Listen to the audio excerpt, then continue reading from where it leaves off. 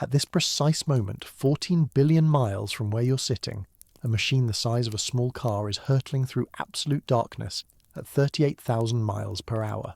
It has no destination. It will never stop, and it is utterly, incomprehensibly alone.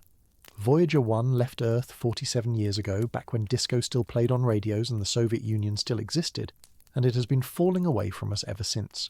The distance it has travelled is so vast that the human mind cannot truly hold it. 14 billion miles. If you attempted to drive that distance at highway speed, the journey would take more than 28 million years. If you walked it, step by patient step, the sun would burn out long before you arrived. The spacecraft that humanity built in the 1970s with technology less sophisticated than a modern dishwasher now drift through a region of space so remote that light itself takes over 21 hours to make the journey back to Earth. When mission controllers at NASA's Jet Propulsion Laboratory in Pasadena, California, send a command to Voyager 1, they must wait nearly 2 full days before they can know whether the spacecraft received it.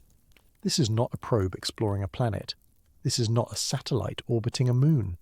This is a piece of human civilization that has left the solar system entirely and entered the interstellar medium, the space between the stars, a void so empty and so cold that it defies comprehension. And here is what should unsettle you. It is still working. After nearly half a century of travel, after crossing distances that render every other human journey trivial, after enduring radiation levels and temperature extremes that would destroy almost any machine ever built, Voyager 1 continues to transmit.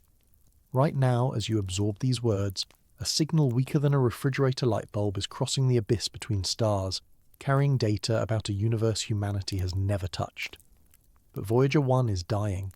The plutonium heart that has powered it since 1977 decays a little more with each passing year, its heat output dropping by approximately 4 watts annually. The spacecraft that once commanded 11 scientific instruments now operates only 4, the others shut down one by one to conserve the dwindling power. Within the next decade, perhaps sooner, the last instrument will fall silent. The transmitter will go dark, and Voyager 1 will continue its journey in absolute silence, a dead machine drifting through the galaxy for millions of years, carrying a golden record inscribed with the sounds and images of a world it will never see again. If you want to understand where humanity truly stands in the cosmos, and to explore the strange fate awaiting our most distant ambassador, please consider liking and subscribing. It truly helps more than you know. Are you ready? Let us go there together, 14 billion miles into the dark. The spacecraft that would become humanity's most distant traveller began its existence in the clean rooms of NASA's Jet Propulsion Laboratory in the early 1970s, assembled by engineers who could not have imagined where their creation would eventually go. Voyager 1 was never designed for interstellar space. Its primary mission was to explore Jupiter and Saturn, to photograph their moons and measure their magnetic fields, to answer questions that had puzzled astronomers for centuries. The idea that it might one day leave the solar system entirely was a secondary consideration, almost an afterthought, a bonus mission that would begin only after the primary objectives had been achieved. The spacecraft that emerged from those clean rooms was, by modern standards, primitive. Its main computer contained roughly 69 kilobytes of memory, less than a single photograph on a modern smartphone. Its cameras used vacuum tubes rather than digital sensors. Its systems were hardened against radiation but never tested against the conditions of interstellar space, because no one knew what those conditions would be. The engineers who built Voyager 1 were designing for a 4-year mission to the outer planets.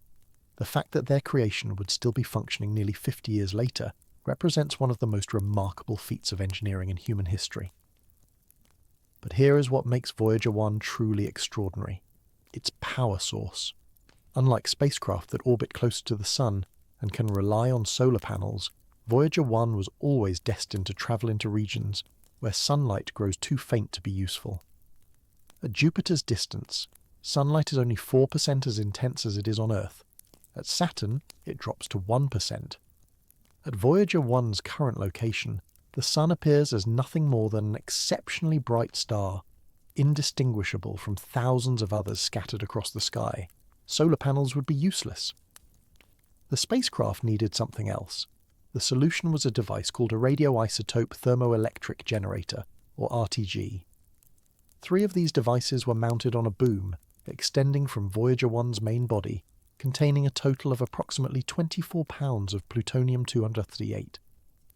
This isotope undergoes radioactive decay, releasing heat that thermoelectric converters transform directly into electricity. There are no moving parts, no chemical reactions, nothing that can wear out mechanically.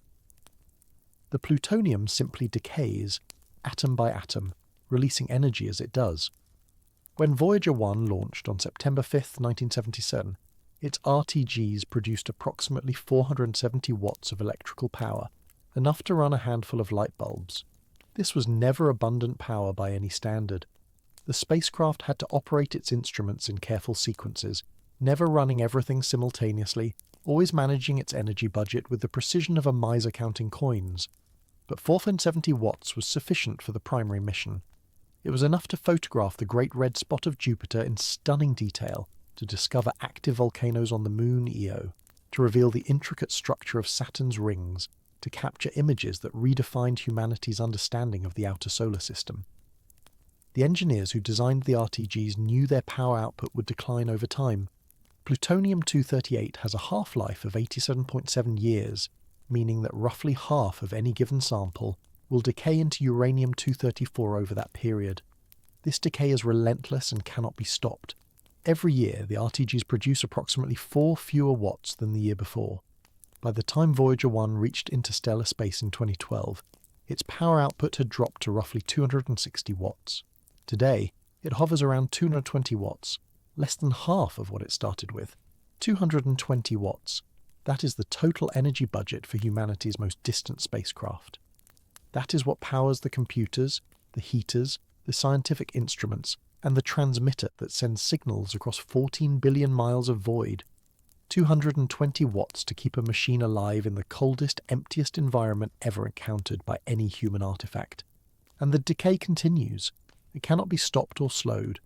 4 watts disappear every year, carried away by alpha particles escaping from plutonium nuclei. Within the next 3 to 5 years, the power output will drop below the threshold required to operate any scientific instruments at all. The mission team will be forced to shut down the last remaining sensors. The data that has flowed continuously from interstellar space since 2012 will simply cease. And then, perhaps a few years later, the transmitter itself will fall silent. But the spacecraft will not stop. Long after the last signal fades, long after the plutonium decays into stable lead, Voyager 1 will continue its journey. It will drift through the interstellar medium for millions of years, its golden record still attached, its message still waiting for anyone who might find it. The machine will be dead, but the journey will never end. To understand what Voyager 1 experiences in interstellar space, we must first understand what interstellar space actually is. The term suggests a region of pure emptiness, a void between the stars where nothing exists. This is not quite accurate. Interstellar space is not truly empty. It contains matter, but in concentrations so sparse that they defy earthly intuition. The best vacuum chambers on Earth can reduce air pressure to about 100 particles per cubic centimetre.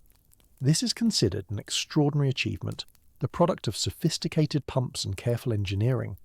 Interstellar space, by comparison, contains roughly 0.1 particles per cubic centimetre. This is 1,000 times emptier than the best vacuum humanity has ever created. It is a void so complete that a cubic metre of interstellar space contains, on average, roughly 100,000 atoms.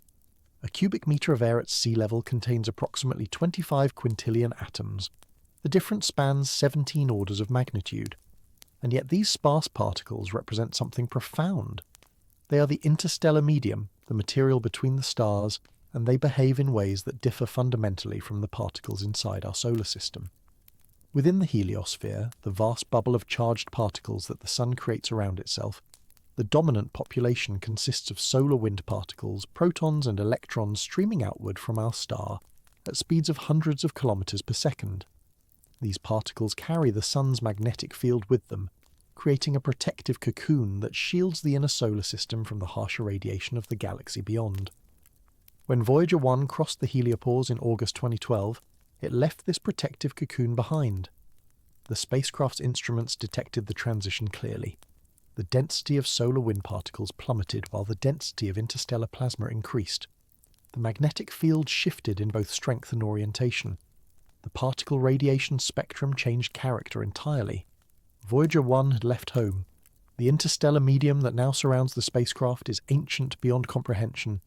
These atoms have drifted between the stars for billions of years, the remnants of stellar deaths, the raw material for future solar systems, the substrate upon which the entire galaxy is built. Some of these particles were forged in supernovae millions of years before Earth existed. Others were created in the nuclear furnaces of red giant stars that exhausted their fuel when the dinosaurs still walked. Voyager 1 swims through a sea of cosmic history, a machine from 1977 surrounded by matter that predates the solar system itself. The temperature of this medium is another source of confusion. In one sense, interstellar space is unimaginably cold. The cosmic microwave background radiation, the afterglow of the Big Bang, permeates all space at a temperature of 2.7 Kelvin, just 2.7 degrees above absolute zero. Any object in interstellar space that is not heated by some external source will eventually cool to this temperature. The darkness is cold, colder than any natural environment on Earth, colder than the surface of Pluto, colder than the nitrogen ice of Triton. But temperature in space is a more complicated concept than temperature on Earth. In a gas, temperature measures the average kinetic energy of particles, how fast they are moving. The particles of the interstellar medium, though incredibly sparse, are actually quite hot in this kinetic sense. They move at thousands of kilometers per second, energetic enough that if the medium were dense like earthly air, it would be far hotter than the surface of the sun. The paradox resolves because there are so few particles. Even though each particle carries significant energy, there are so few of them that they cannot transfer meaningful heat to any object they encounter. Voyager 1 is simultaneously bathed in hot particles and losing heat to the cold void. A contradiction that makes perfect sense only when you understand how empty space truly is. The spacecraft itself maintains a temperature well above absolute zero, but only barely, and only through careful engineering. The RTGs produce waste heat as a byproduct of electrical generation, and this heat is distributed through the spacecraft via small heaters and thermal blankets. Critical components like the fuel lines for the attitude control thrusters must be kept above certain minimum temperatures, or the hydrazine fuel will freeze solid, rendering the spacecraft unable to point its antenna toward Earth. Keeping these systems functional has become increasingly difficult as the RTGs decline. More and more power must be diverted to heaters, leaving less for science. The spacecraft trades knowledge for survival, data for warmth. Where exactly is Voyager 1 right now? The answer depends on how you choose to measure. In terms of raw distance from Earth, the spacecraft is approximately 15.1 billion miles away as of late 2024, a figure that increases by roughly 1 million miles every day. This distance is so large that expressing it in miles becomes almost meaningless, a string of digits that the mind cannot grasp. Astronomers prefer to use a unit called the astronomical unit, or AU, defined as the average distance between Earth and the Sun, roughly 93 million miles. By this measure, Voyager 1 is approximately 163 AU from the Sun. It has travelled more than 163 times farther than the distance from Earth to the Sun. But even astronomical units begin to lose their intuitive power at these scales. A more useful comparison involves light travel time. Light, the fastest thing in the universe, covers 186,000 miles every second, 670 million miles every hour, 5.88 trillion miles every year. A signal from Voyager 1, travelling at this ultimate cosmic speed limit, takes approximately 22 hours and 33 minutes to reach Earth. When mission controllers receive data from the spacecraft, they are seeing the past, hearing from a machine that has already moved on, viewing a universe that existed nearly a full day before the signal arrived. In terms of its trajectory, Voyager 1 is heading generally toward the constellation Ophiuchus, climbing away from the plane of the solar system at an angle of about 35 degrees. It will pass within 1.6 light-years of an obscure red dwarf star called Gliese 445 in approximately 40,000 years, though pass is a relative term at interstellar distances. At its closest approach, Voyager 1 will still be more than 9 trillion miles from Gliese 445, a distance that would take the spacecraft tens of thousands of additional years to cross if it were aimed directly at the star. The void between stars is that immense. What does the spacecraft see from its vantage point? This is a question that touches something deep in human nature, the desire to imagine ourselves in distant places, to see through the eyes of our creations. The answer is both beautiful and haunting. Voyager 1's cameras were shut down in 1990, their mission complete, their power needed elsewhere. The famous pale blue dot photograph, showing Earth as a tiny speck suspended in a sunbeam, was the last image Voyager 1 ever captured. For more than 30 years now, the spacecraft has been blind, drifting through darkness it cannot see. But we know what surrounds it. The Sun, from Voyager 1's current position, appears as a bright star. Roughly magnitude 16, still far brighter than any other star in the sky, but no longer the overwhelming presence it is from Earth. You could look directly at it without discomfort. It would cast no meaningful shadows, provide no detectable warmth.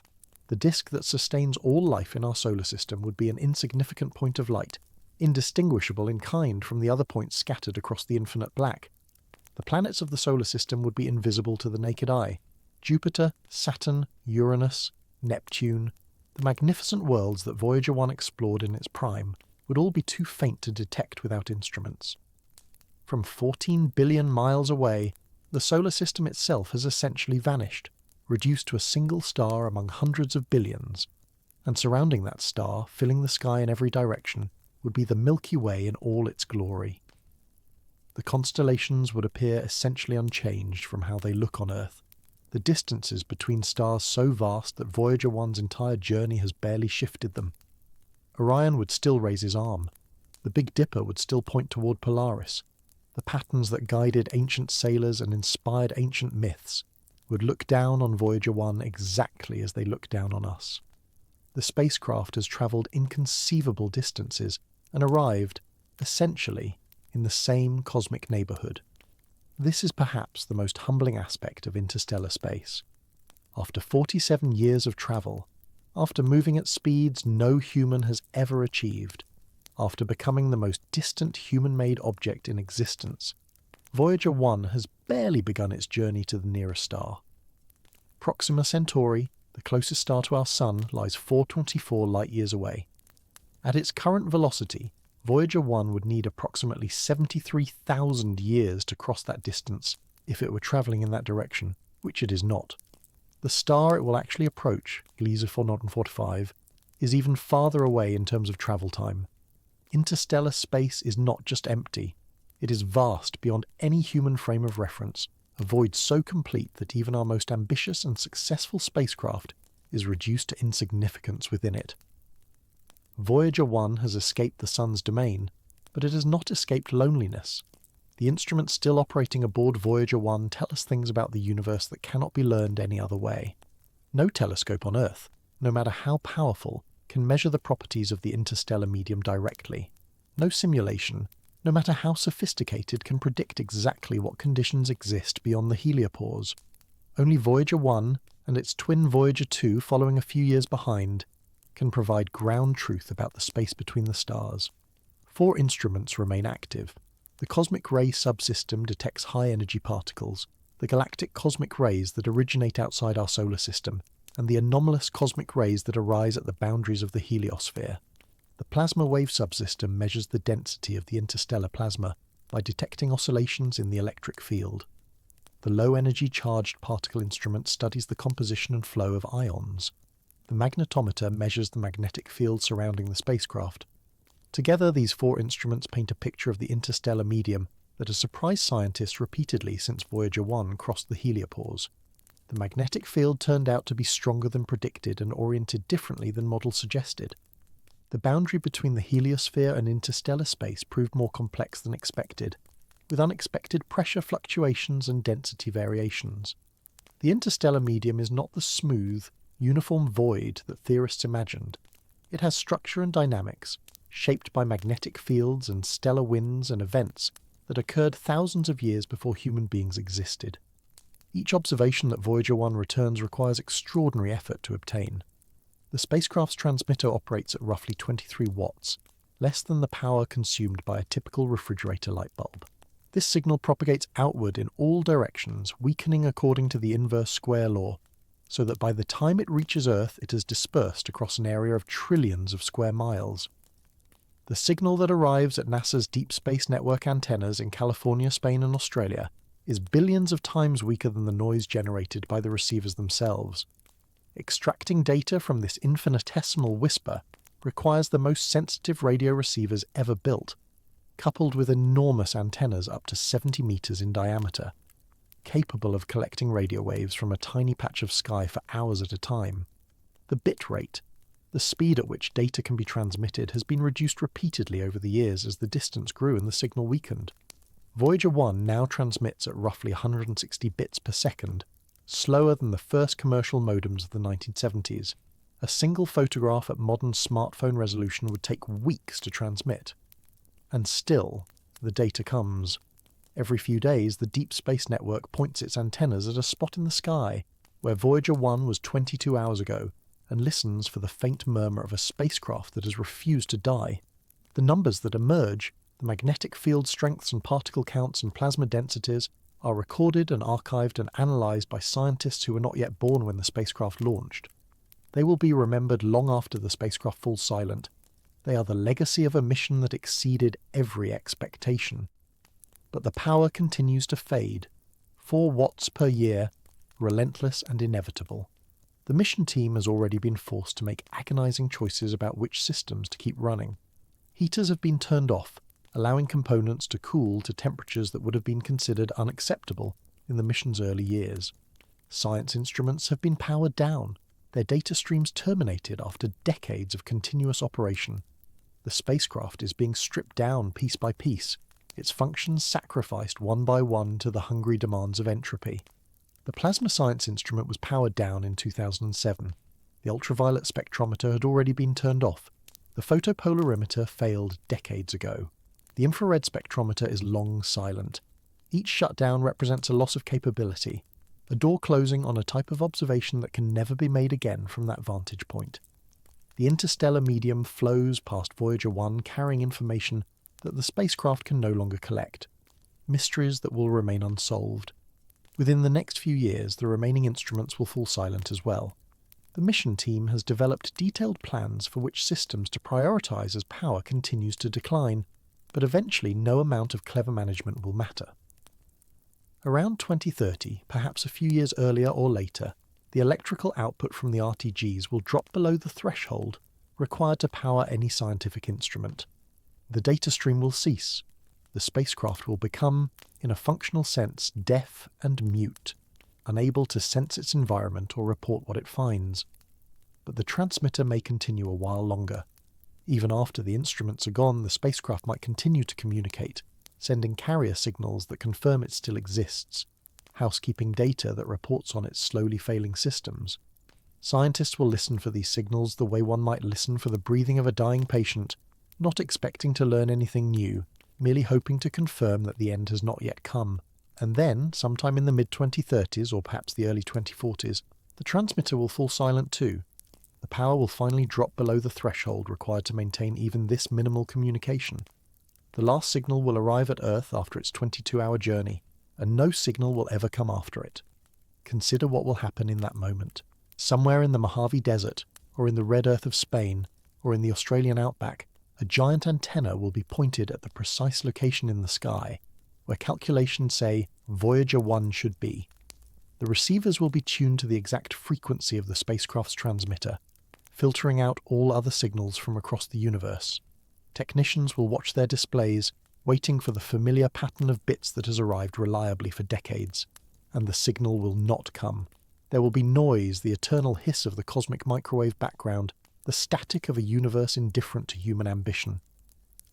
But the pattern that represents Voyager 1, the unique signature of that particular spacecraft sending that particular signal from that particular location in space, will be absent.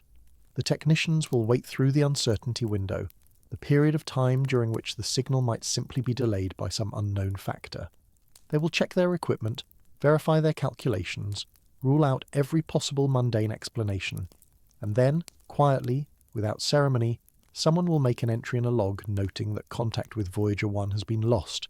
The longest-running mission in the history of space exploration will be over. Humanity will have lost its most distant voice. But here is what must be understood. The end of the mission is not the end of the journey. Voyager 1 will continue to exist long after the last signal fades.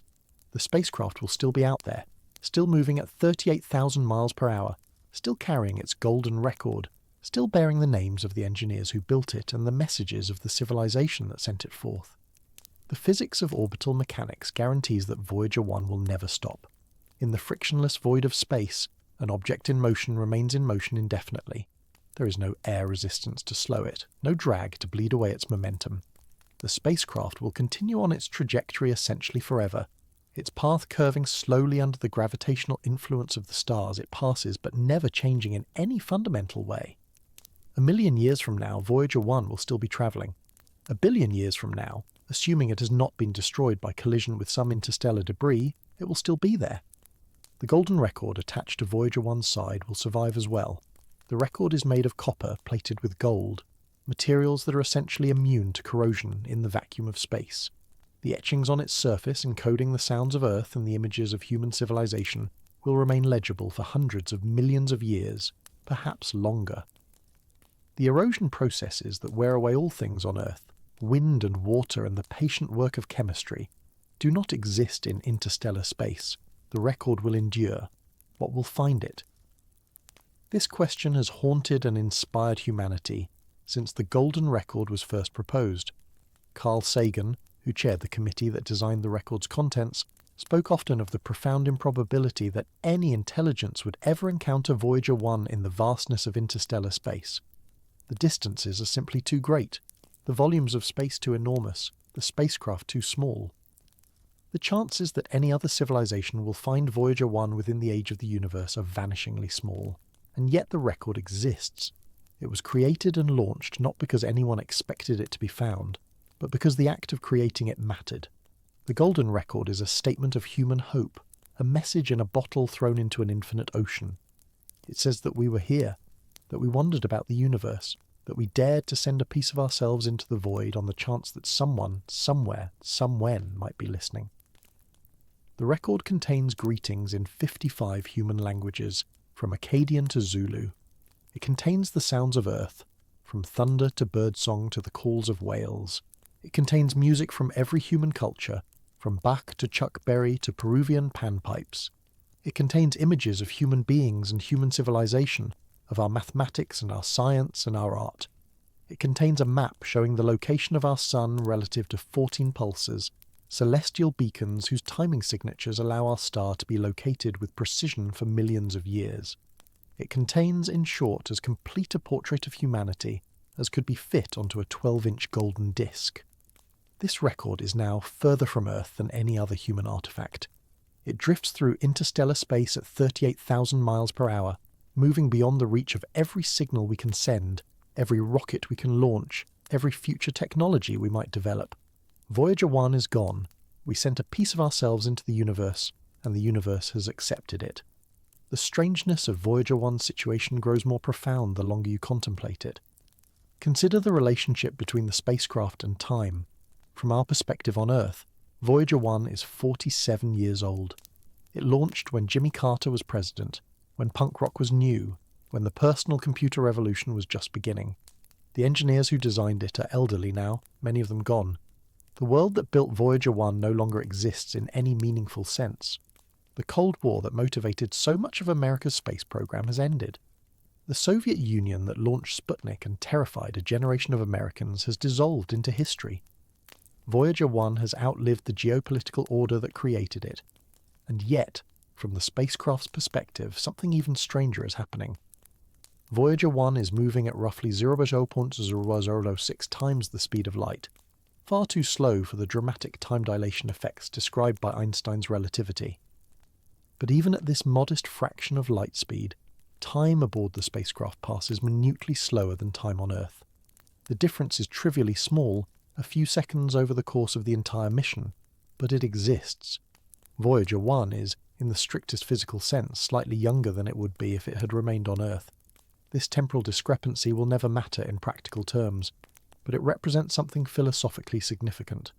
Voyager 1 exists in a different reference frame from Earth, moving through time at a fractionally different rate, experiencing the universe in a way that is subtly but genuinely distinct from how we experience it.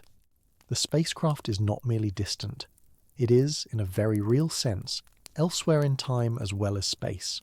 The signals that travel between Voyager 1 and Earth cross not just distance, but time. When a command leaves Earth, it arrives at the spacecraft more than 22 hours in the future. When data leaves the spacecraft, it arrives at Earth showing conditions that existed more than 22 hours in the past. Every communication is a message sent across a day of elapsed time, a conversation stretched across the void until it barely resembles conversation at all. As Voyager 1 continues outward and the signal travel time increases, this temporal gap will widen. 100 years from now, assuming anyone is still listening, the one-way light time to Voyager 1's location will exceed a full day and continue growing. The spacecraft will drift further and further into the past as seen from Earth, its position always reflecting where it was nearly a day before, its trajectory calculated from data that is old before it arrives, and the plutonium continues to decay. This is perhaps the most melancholy aspect of Voyager 1's existence, the fact that its death is not sudden but gradual, not external but internal. The spacecraft is not being destroyed by the hostile environment of interstellar space. It is being slowly, inevitably drained by the very process that has kept it alive. Every second of every day, roughly 3 trillion atoms of plutonium-238 inside Voyager 1's RTGs undergo radioactive decay. Each of these atoms emits an alpha particle, a helium nucleus carrying away energy that once belonged to the plutonium. Each alpha particle is absorbed by the surrounding material, converted into heat, converted into electricity, converted into the power that runs the spacecraft's systems. But each decay also represents a permanent loss. The plutonium atom that decayed is gone forever, transformed into uranium-234, a substance that does not undergo significant decay and produces no useful power. The fuel supply is finite and shrinking. This decay cannot be stopped. It is not a malfunction, but a fundamental feature of nuclear physics, the expression of the weak nuclear force operating at the subatomic level. No amount of engineering cleverness can prevent it. No software update can slow it down. The spacecraft's death was written into its design from the moment the plutonium was installed, a countdown that began in 1977 and has been running ever since.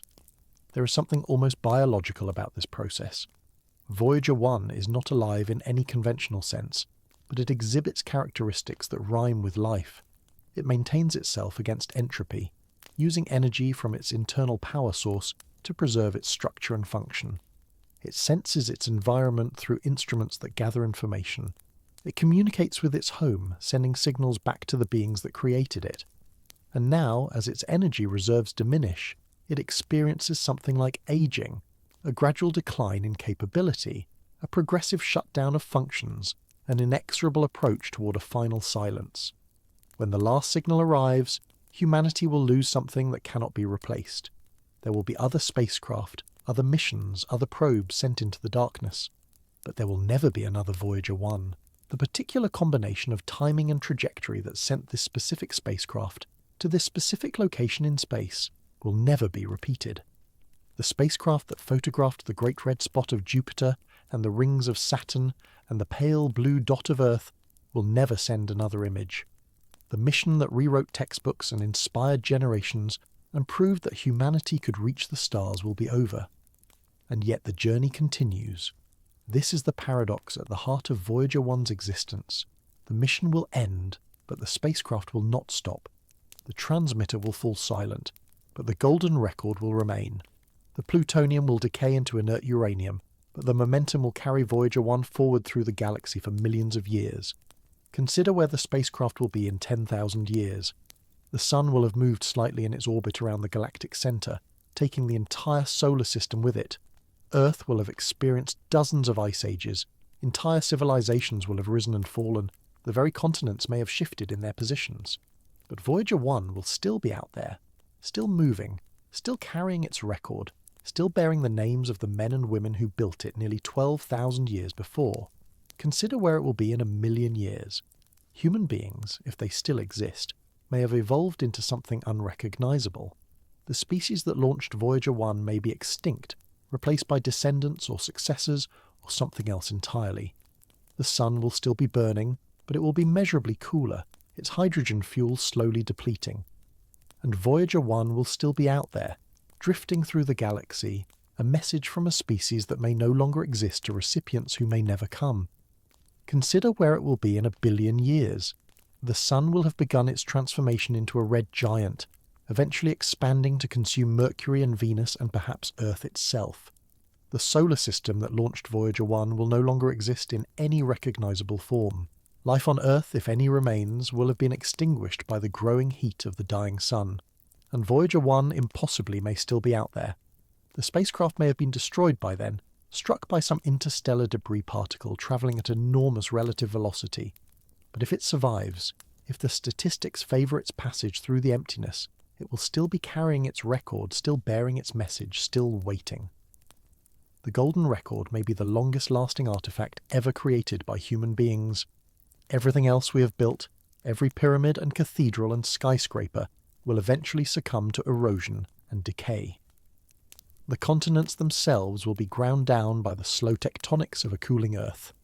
The fossil record will be subducted into the mantle, erased, recycled into new rocks that bear no trace of us.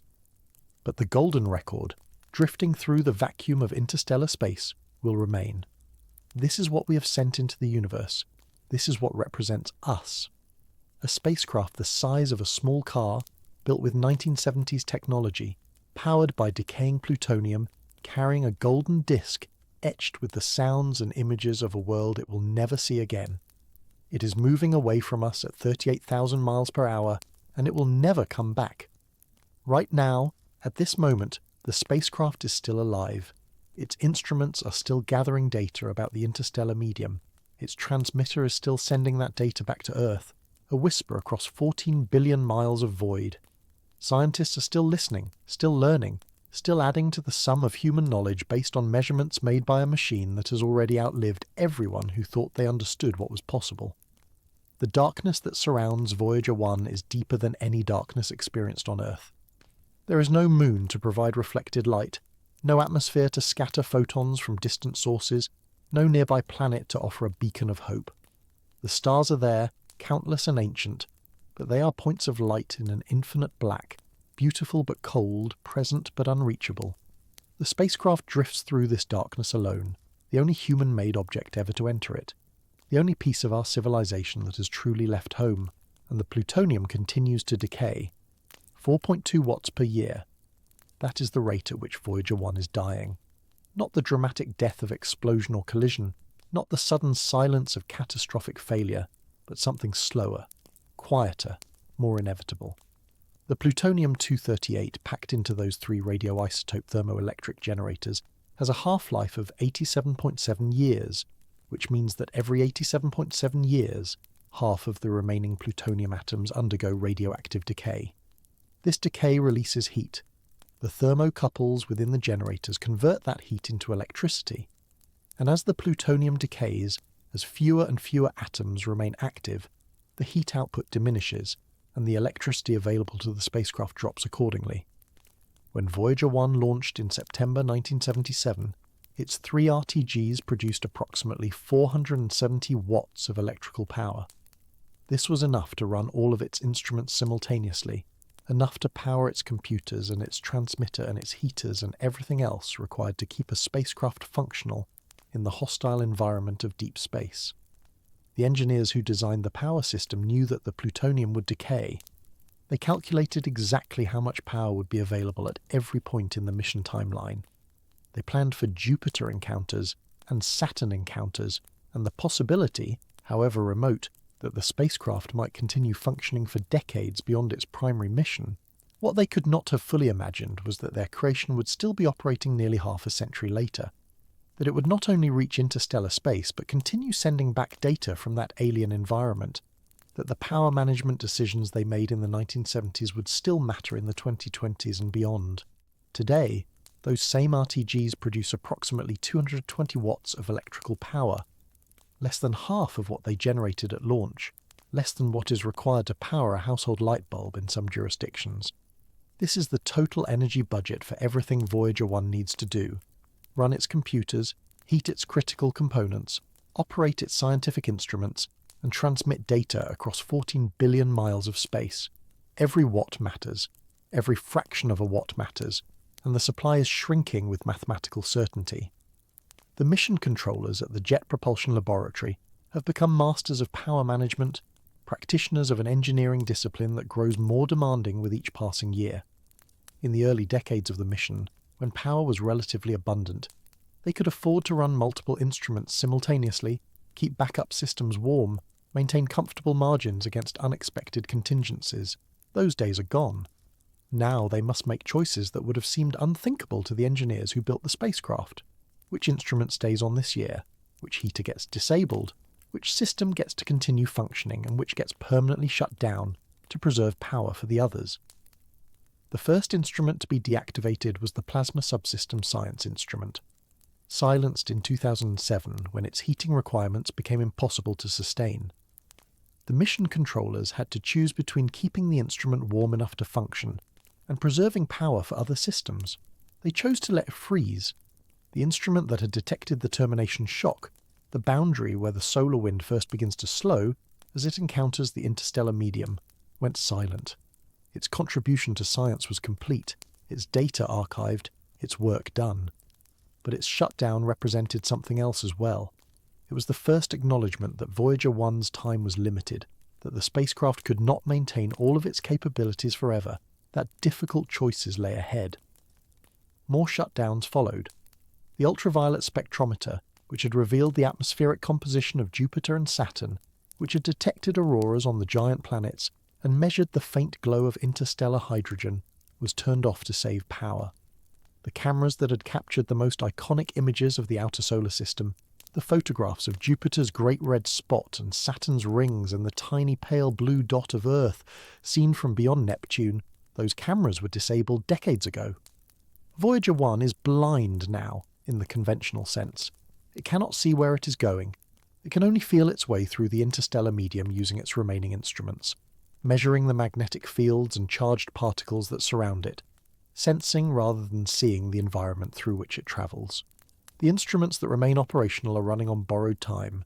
The cosmic ray subsystem, which detects high-energy particles from distant stellar explosions and measures their interaction with the heliosphere. The magnetometer, which maps the direction and intensity of the magnetic field in interstellar space. The Plasma Science Instrument, which characterizes the thin soup of charged particles that fills the space between stars, and the low-energy charge particle detector, which measures particles with lower energies than those detected by the cosmic ray system. These 4 instruments, plus the computers and transmitter and essential heaters required to keep them functioning, consume the entire power budget available to the spacecraft. There is no margin for error. There is no reserve capacity being held back for emergencies. Every watt produced by those decaying RTGs is being used right now, at this moment, to keep Voyager 1 alive and functional. And next year there will be fewer watts available, and the year after that fewer still. The mathematics of radioactive decay are unyielding. The half-life of plutonium-238 does not care about scientific priorities, or the importance of interstellar measurements, or the dreams of engineers who built something remarkable nearly 50 years ago. By 2025, the power output is expected to drop below 200 watts. By 2030, it will be approximately 180 watts. Somewhere in that range, another instrument will have to be shut down. The mission controllers will study the data, analyze the power requirements, weigh the scientific value of each remaining measurement, and make another impossible choice. Perhaps the cosmic ray subsystem will be the next to go. Its decades of service commemorated in papers and conferences, but its active participation in the mission ended. Perhaps the Plasma Science Instrument will fall silent, its characterization of the interstellar medium considered complete enough that the power it consumes can no longer be justified. Perhaps some creative engineering solution, some way to reduce heating requirements or optimize computer operations, will buy a few more years for all the remaining instruments. The mission controllers are creative and dedicated and unwilling to surrender any capability without a fight. But the trajectory is clear. By 2030, likely earlier, the power situation will force the permanent shutdown of at least one more instrument. By 2035, the spacecraft may be reduced to only one or two functioning scientific sensors. By the late 2030s or early 2040s, the power output may fall below what is required to maintain any scientific operations at all. The instruments will go dark one by one until only the computers and transmitter remain. And then, eventually, even those will fall silent. The most optimistic projections suggest that Voyager 1 might continue returning some form of data until approximately 2036. Perhaps a bit longer if the mission controllers find new efficiencies, new ways to squeeze function from diminishing power. Perhaps a bit shorter if some component fails unexpectedly, if the decades of operation finally take their toll on some essential system. But the timeline is measured in years now, not decades.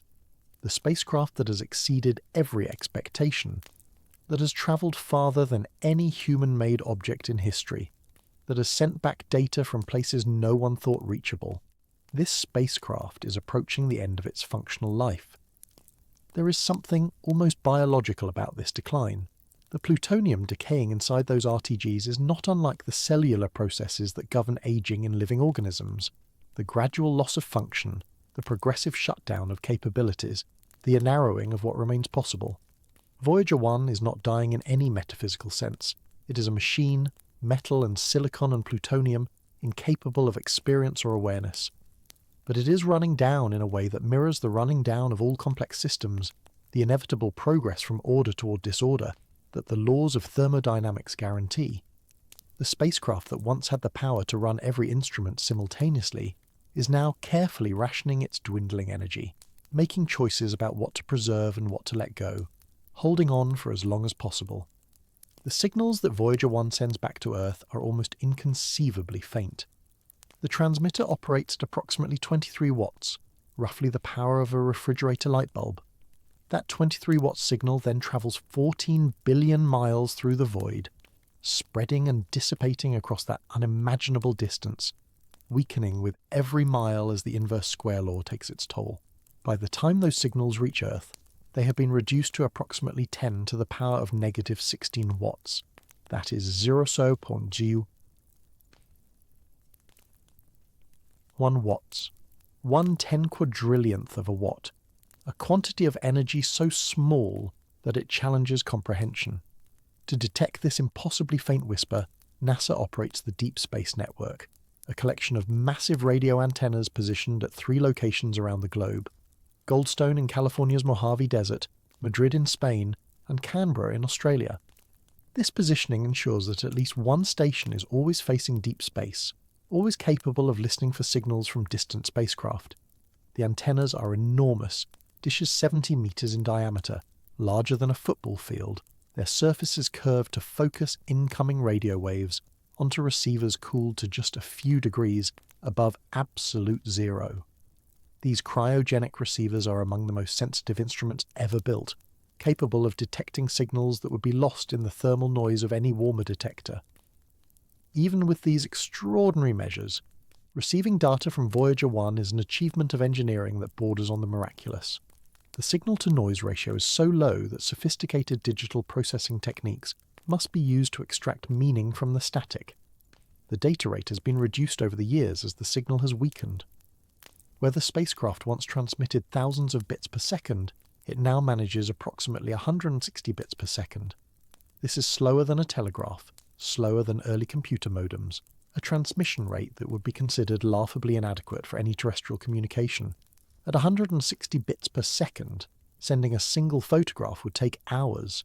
Sending a comprehensive data dump of instrument readings takes the better part of a day. But every bit that makes it through represents a triumph. Every measurement received from Voyager 1 is a piece of data from interstellar space, from a region that no instrument has ever sampled before, from an environment that was purely theoretical until this small spacecraft ventured into it. The scientists who analyse Voyager 1's data understand what they are receiving. They understand the billions of miles that data has travelled, the decades that spacecraft has been operating, the diminishing power that makes each transmission more precious than the last. They extract every scrap of information from those faint signals, squeeze every insight from the measurements, knowing that this data stream will not last forever. The round-trip communication time with Voyager 1 is now approximately 45 hours. When mission controllers send a command to the spacecraft, they must wait nearly 2 full days to receive confirmation that the command was received and executed. This introduces a strange quality to mission operations, a detachment from the immediate that requires patience and planning utterly unlike any other form of engineering. If something goes wrong on Voyager 1, if an instrument malfunctions or a computer glitches or some unexpected condition arises, the mission controllers on Earth will not know about it for nearly a day. Their response will take another day to reach the spacecraft. Emergencies unfold in slow motion. Decisions that would be instantaneous for nearby spacecraft become deliberate, careful processes that play out over days rather than hours. Consider what it means to operate a spacecraft under these conditions. The mission controllers cannot simply reach out and adjust something. They cannot intervene quickly if systems begin to fail. They must instead anticipate problems, build in redundancies and safeguards, program the spacecraft's computers to handle contingencies autonomously, because help from Earth will always arrive too late. Voyager 1's computers are primitive by modern standards, their processing power laughable compared to a contemporary smartphone, their memory measured in kilobytes rather than gigabytes. But these modest computers have kept the spacecraft functioning for nearly 5 decades, have responded to countless unexpected situations, have maintained operations through problems that would have ended lesser missions. In 2022, Voyager 1 experienced a malfunction that illustrated both the challenges and the triumphs of deep space operations. The spacecraft began returning corrupted data, its telemetry garbled in ways that made no sense to the engineers monitoring its health. For months, the mission team investigated, sending commands and analysing responses, slowly narrowing down the source of the problem. They eventually traced the issue to one of the spacecraft's 3 onboard computers, specifically the Attitude Articulation and Control System, which had begun routing telemetry data through a component that had failed years earlier. The corrupted data was passing through this dead component, picking up digital noise, emerging as gibberish. The solution required creativity and patience in equal measure. The team needed to tell the spacecraft to route its data through a different pathway, to avoid the failed component, to restore clear communication. But they were working with hardware designed in the 1970s, with software written before most members of the current team were born, with documentation that was sometimes incomplete or had been lost to the decades. They were sending commands across 14 billion miles, waiting days for responses, troubleshooting a problem that would have taken minutes to diagnose on a spacecraft in Earth orbit. It took months of careful work, but they succeeded. Voyager 1 returned to normal operations, its telemetry clear again, its data flowing back to Earth. This incident revealed something about the nature of the Voyager mission that goes beyond engineering. The people maintaining this spacecraft today are not the same people who built it. Many of the original engineers and scientists have passed away, others have retired. The institutional knowledge of how Voyager 1 works, the informal understanding that comes from having designed and assembled and tested every component, that knowledge exists now only in documentation and in the memories of a shrinking number of individuals who worked on the original program. The current mission team has had to learn the spacecraft, has had to develop expertise in hardware and software that stopped being manufactured decades ago, has had to become historians as well as engineers. There is something poignant about this. Voyager 1 represents a kind of relay race across generations, each team of engineers and scientists handing responsibility to the next, each cohort learning the spacecraft anew and contributing what they can before passing it on. The original builders are mostly gone now, the scientists who proposed the mission, who argued for its funding, who calculated its trajectories, most of them have died. The engineers who soldered the circuits and tested the components and watched the launch from Cape Canaveral, most of them are no longer alive to see what their work has become. But the spacecraft they built still functions. The mission they started still continues, and new generations have stepped forward to carry it on. The data that Voyager 1 returns from interstellar space has revealed truths about our cosmic neighbourhood that could not have been learned any other way. Before Voyager 1 crossed the heliopause in 2012, scientists could only theorize about what conditions would be like outside the protective bubble of the Sun's influence. They had models and predictions and educated guesses. What they did not have was direct measurement. What they did not have was ground truth. The measurements have surprised them. The magnetic field in interstellar space, for example, turned out to be different from predictions. The models had suggested that the field would be oriented in a particular direction, aligned with the structure of the local interstellar cloud through which the Sun is currently travelling. Instead, Voyager 1 found that the field was tilted, angled away from the expected direction in ways that the models had not anticipated. This discrepancy prompted new theories, new calculations, new understanding of how the heliosphere interacts with its galactic environment. A single measurement, made by a spacecraft smaller than a car, rewrote textbooks. The density of the interstellar medium also proved higher than expected. The thin gas that fills the space between stars, the remnant material of ancient supernovae and stellar outflows, this gas turned out to be approximately 40% denser than the models had predicted. This measurement has implications for understanding how the heliosphere responds to its environment, how galactic cosmic rays penetrate toward the inner solar system, how the boundary between solar and interstellar space shifts and fluctuates over time. Voyager 1's instruments, designed decades ago for planetary encounters, turned out to be perfectly suited for measuring interstellar conditions. The engineers who built them could not have known what they would eventually detect. The cosmic ray environment outside the heliosphere has also yielded surprises. Inside the Sun's protective bubble, the solar wind partially shields the inner planets from the full bombardment of galactic cosmic rays. The high-energy particles accelerated by distant supernova and other energetic events. Scientists knew that the cosmic ray intensity would increase once Voyager 1 left the heliosphere. What they did not know was exactly how much it would increase, or whether the intensity would be stable or variable. Voyager 1 has measured a cosmic ray flux approximately 9% higher than inside the heliosphere, and has detected fluctuations that hint at processes occurring in the galaxy at large, ripples and waves in the cosmic ray population that reflect events happening light years away. Each of these measurements is precious. Each represents data that cannot be obtained any other way, from any other source, at any price. No telescope on Earth can directly sample the interstellar medium. No satellite in orbit can measure the magnetic field 30 light-hours from the Sun. Only Voyager 1 and soon Voyager 2 can provide this information. The scientific value of the mission has actually increased as the spacecraft has aged, as it has ventured into regions where no instrument has ever been, where every measurement is genuinely new. And yet the measurements are finite. Every bit of data that Voyager 1 transmits may be among its last. The engineers work to extend the mission as long as possible, to keep the instruments functioning and the transmitter broadcasting and the computers operating. But they are working against physics itself, against the immutable law of radioactive decay that slowly steals the power that makes everything possible. The plutonium does not negotiate. The half-life does not bend. The electricity diminishes year by year, and eventually there will not be enough to maintain operations. Right now, in this moment, Voyager 1 is receiving approximately 2.9 watts of power from the Sun. This is not a typo. The spacecraft is so distant that the Sun appears as merely a bright star in its sky, its disk no longer resolvable, its warmth no longer perceptible. The solar panels that power satellites in Earth orbit would be useless at Voyager 1's distance. The Sun that sustains all life on Earth, that powers our climate and our ecosystems and our civilization, that Sun provides less energy to Voyager 1 than a small Christmas light.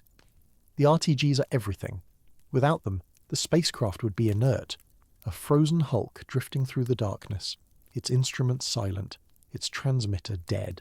The darkness that surrounds the spacecraft is absolute in a way that defies human experience. On Earth, even the darkest night contains starlight, moonlight, the faint glow of air glow and zodiacal light, the artificial illumination of human civilization. In deep space there is only the void and the stars. The stars are brilliant, unwinking points of light undimmed by any atmosphere, undistorted by any turbulence, sharper and cleaner than any terrestrial observer has ever seen.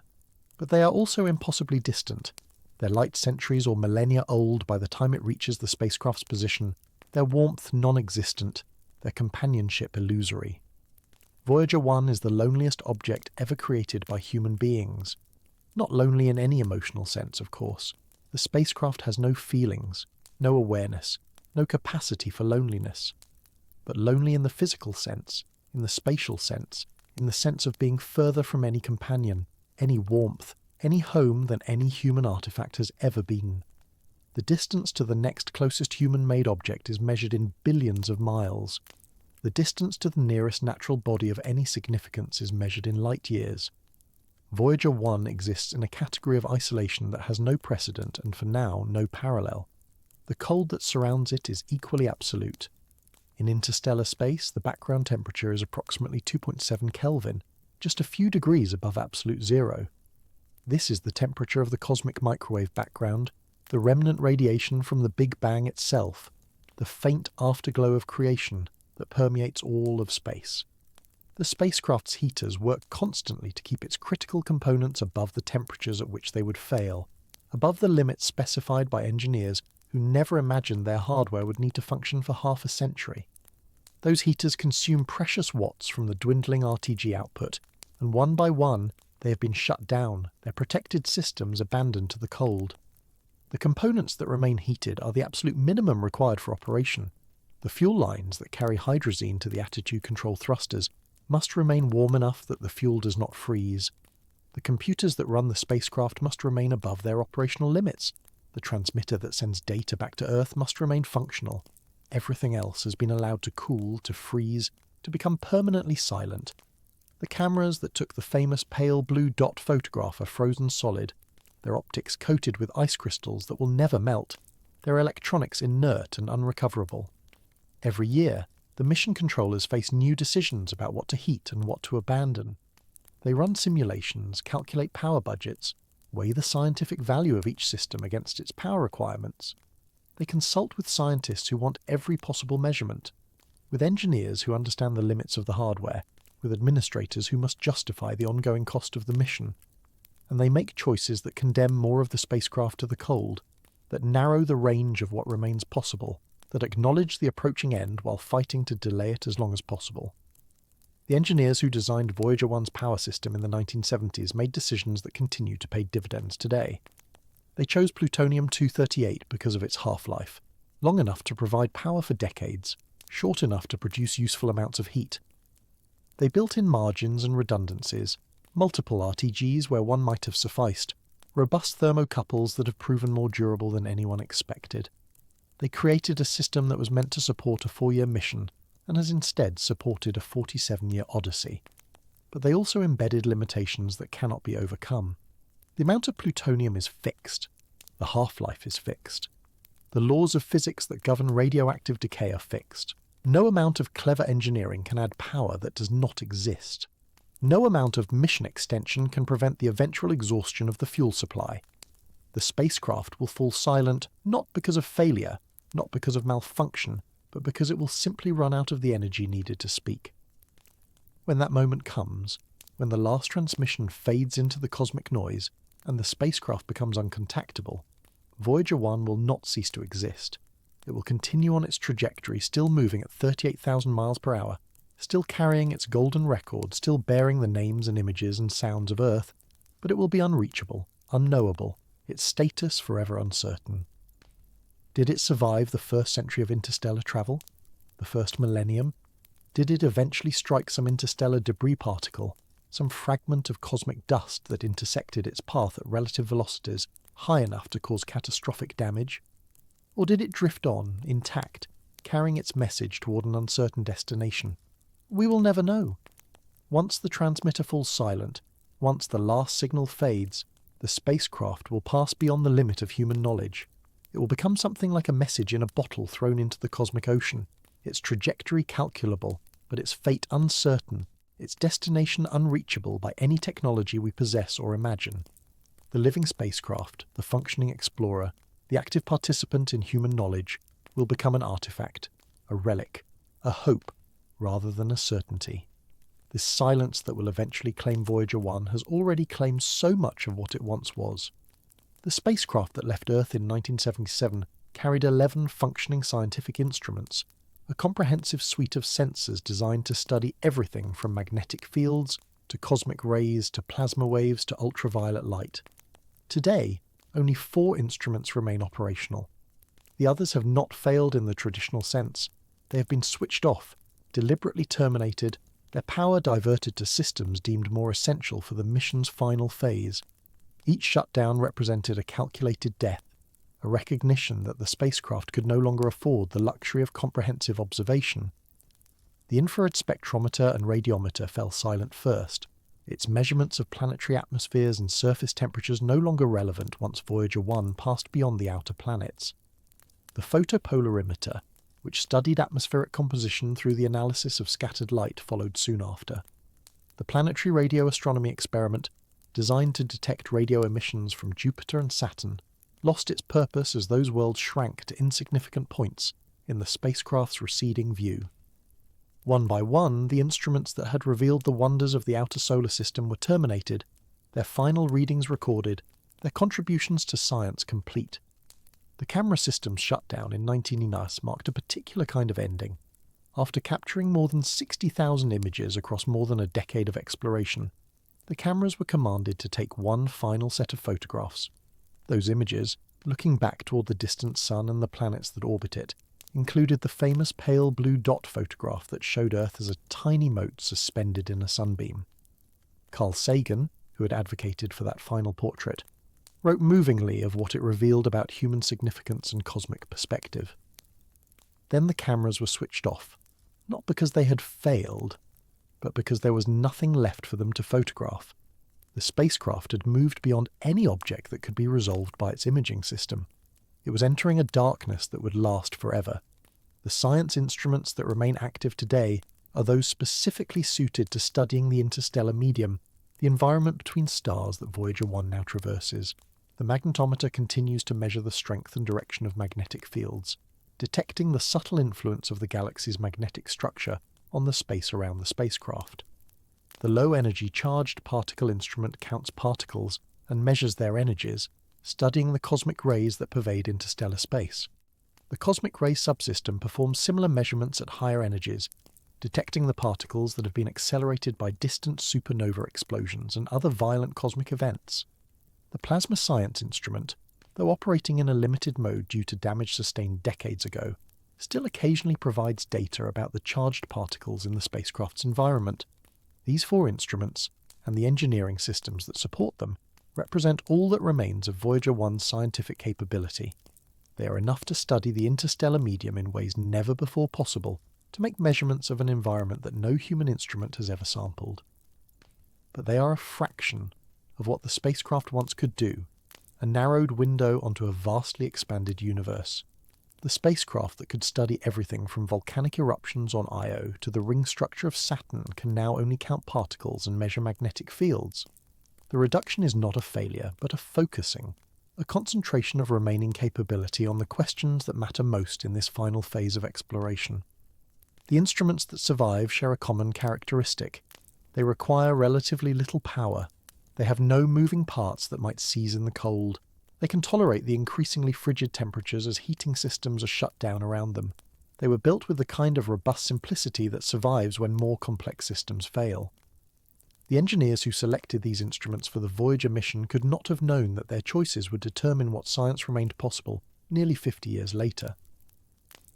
But their emphasis on reliability, on redundancy, on conservative design has paid dividends beyond any reasonable expectation. The data these instruments produce travels back to Earth through a communication system that represents one of the most remarkable feats of human engineering ever achieved. Voyager 1's transmitter operates at a power of approximately 23 watts, roughly equivalent to the power consumed by a refrigerator light bulb. This signal must travel more than 15 billion miles to reach Earth, spreading and weakening across that incomprehensible distance until it arrives at NASA's Deep Space Network as a whisper so faint that it borders on the impossible to detect. By the time Voyager 1's signal reaches Earth, it has attenuated to a power level that defies intuitive understanding. The signal power received at the Deep Space Network's 70-meter antennas is approximately 10 to the negative 16th watts. This number is so small that it requires analogies to comprehend. If you took all the power received from Voyager 1 over the entire course of its mission and converted it to mechanical energy, it would be insufficient to lift a single paperclip 1 inch off the ground. The signal is weaker than the thermal noise generated by the antenna's own electronics. It is weaker than the radio glow of the cosmic microwave background radiation. It is, by any reasonable measure, undetectable, and yet the Deep Space Network detects it. The vast dishes at Goldstone in California's Mojave Desert, at Madrid in Spain, and at Canberra in Australia can extract meaningful data from this impossibly faint whisper because of technologies that were developed specifically for deep space communication. The dishes themselves are massive, with primary reflectors up to 70 meters in diameter, collecting areas large enough to gather every photon they can. The receivers are cooled to temperatures approaching absolute zero, reducing the thermal noise that would otherwise overwhelm the signal. The signal processing uses sophisticated coding schemes that can reconstruct meaningful information from data that is 99% noise. The technique that makes this possible is called coherent detection. Instead of simply trying to detect whether a signal is present, the deep space network knows exactly what frequency to expect, exactly what modulation pattern to look for, exactly what timing to anticipate. This foreknowledge allows the receivers to integrate the signal over time, building up its strength through sustained attention in a way that random noise does not. The longer the antennas listen, the more the real signal accumulates and the more the random noise averages out. What cannot be heard in an instant becomes audible over minutes, over hours, over the patient accumulation of countless individual measurements. The data rate that this system can sustain is painfully slow by modern standards. Voyager 1 currently transmits scientific data at approximately 160 bits per second. To put this in perspective, a typical home internet connection operates at speeds roughly 600,000 times faster. A single high-resolution photograph from a modern smartphone would take more than 5 days to transmit at Voyager's data rate. The spacecraft's entire data return over a single day amounts to less information than a single page of text contains. Every bit of data is precious, fought for, extracted from the noise through extraordinary effort. This slow trickle of information represents humanity's only window into the interstellar medium. The measurements that Voyager 1 makes cannot be duplicated by any other means. No telescope can observe the local conditions at a point 15 billion miles from Earth. No simulation can perfectly predict what happens when a human-made object crosses the boundary between the Sun's influence and true interstellar space. The data is unique, irreplaceable, the only direct measurements of an environment that we may not sample again for generations. The journey that signal takes from Voyager 1 to Earth is itself a form of time travel. Radio signals move at the speed of light, the fastest speed possible in our universe, but even light requires time to cross the gulf that separates the spacecraft from its creators. At Voyager 1's current distance, a radio signal takes approximately 22.5 hours to reach Earth. When mission controllers send a command to the spacecraft, they must wait 45 hours for the response.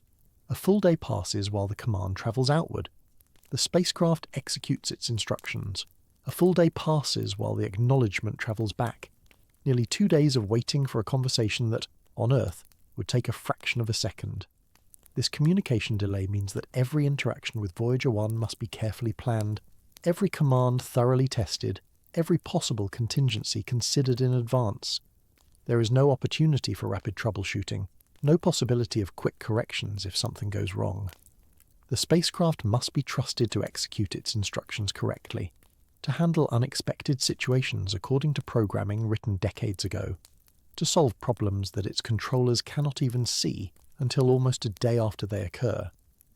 The mission team has become expert at this strange form of delayed conversation, this exchange across time as much as across space. The delay will only grow longer. As Voyager 1 continues its outward journey, adding roughly 325 million miles to its distance each year, the light travel time will continue to increase. In a decade, the one-way communication delay will exceed 24 hours.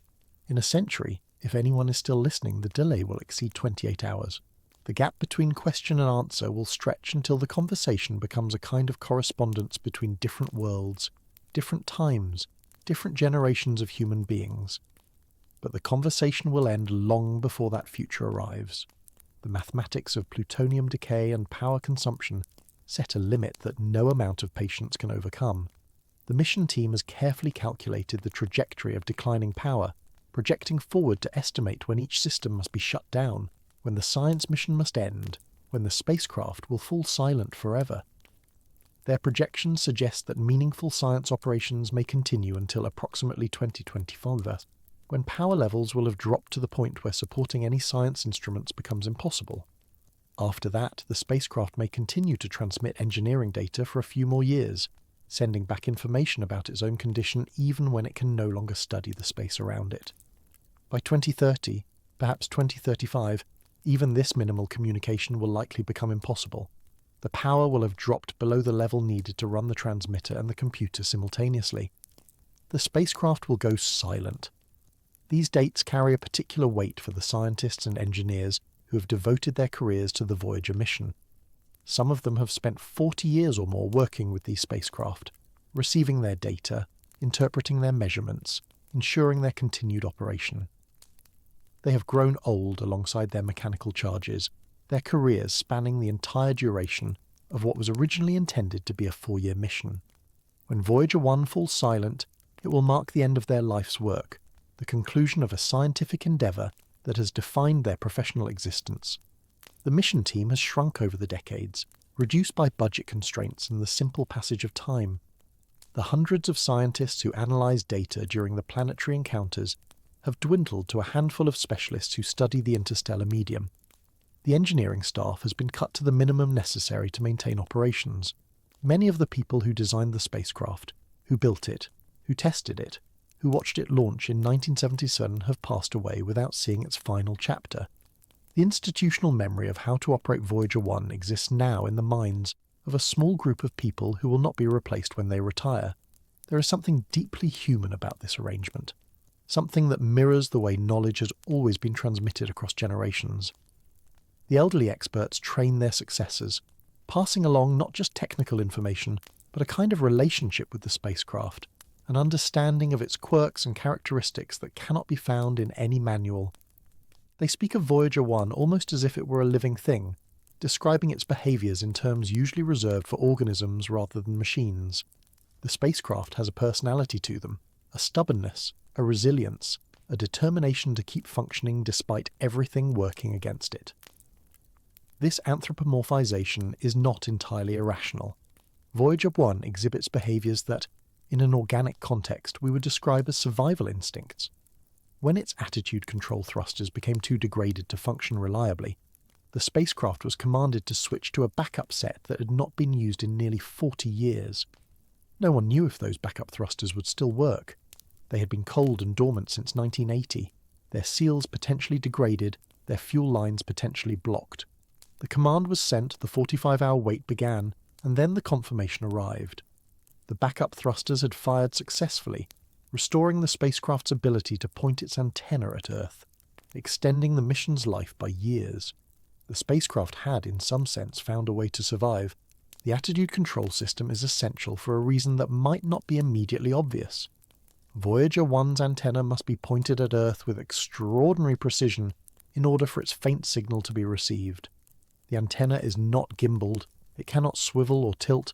The only way to aim it is to rotate the entire spacecraft, orienting the vehicle so that the antenna points toward the distant blue dot that represents everything the spacecraft has left behind. If the spacecraft loses the ability to control its orientation, even if every other system continues to function perfectly, it will be unable to send data home. The antenna will drift off target, the signal will miss Earth's receivers, and the spacecraft will become deaf and mute despite being otherwise healthy. The thrusters that maintain this precise orientation fire in tiny pulses, corrections measured in milliseconds, adjustments so subtle that the spacecraft's motion is imperceptible. Each pulse expels a minuscule amount of hydrazine propellant, consuming the finite supply that was loaded into the spacecraft's tanks before launch. There will be no refueling mission, no resupply from Earth. The hydrazine that remains must last for the rest of the mission, however long that might be. The mission team has become expert at conservation, reducing the frequency of corrections, allowing larger deviations before firing the thrusters, accepting reduced pointing accuracy in exchange for extended operational life. The propellant calculations involve a careful balance of competing demands. The spacecraft's orientation tends to drift due to subtle influences including the pressure of sunlight, the asymmetric radiation of heat from the RTGs, and the reaction force from the thrusters themselves.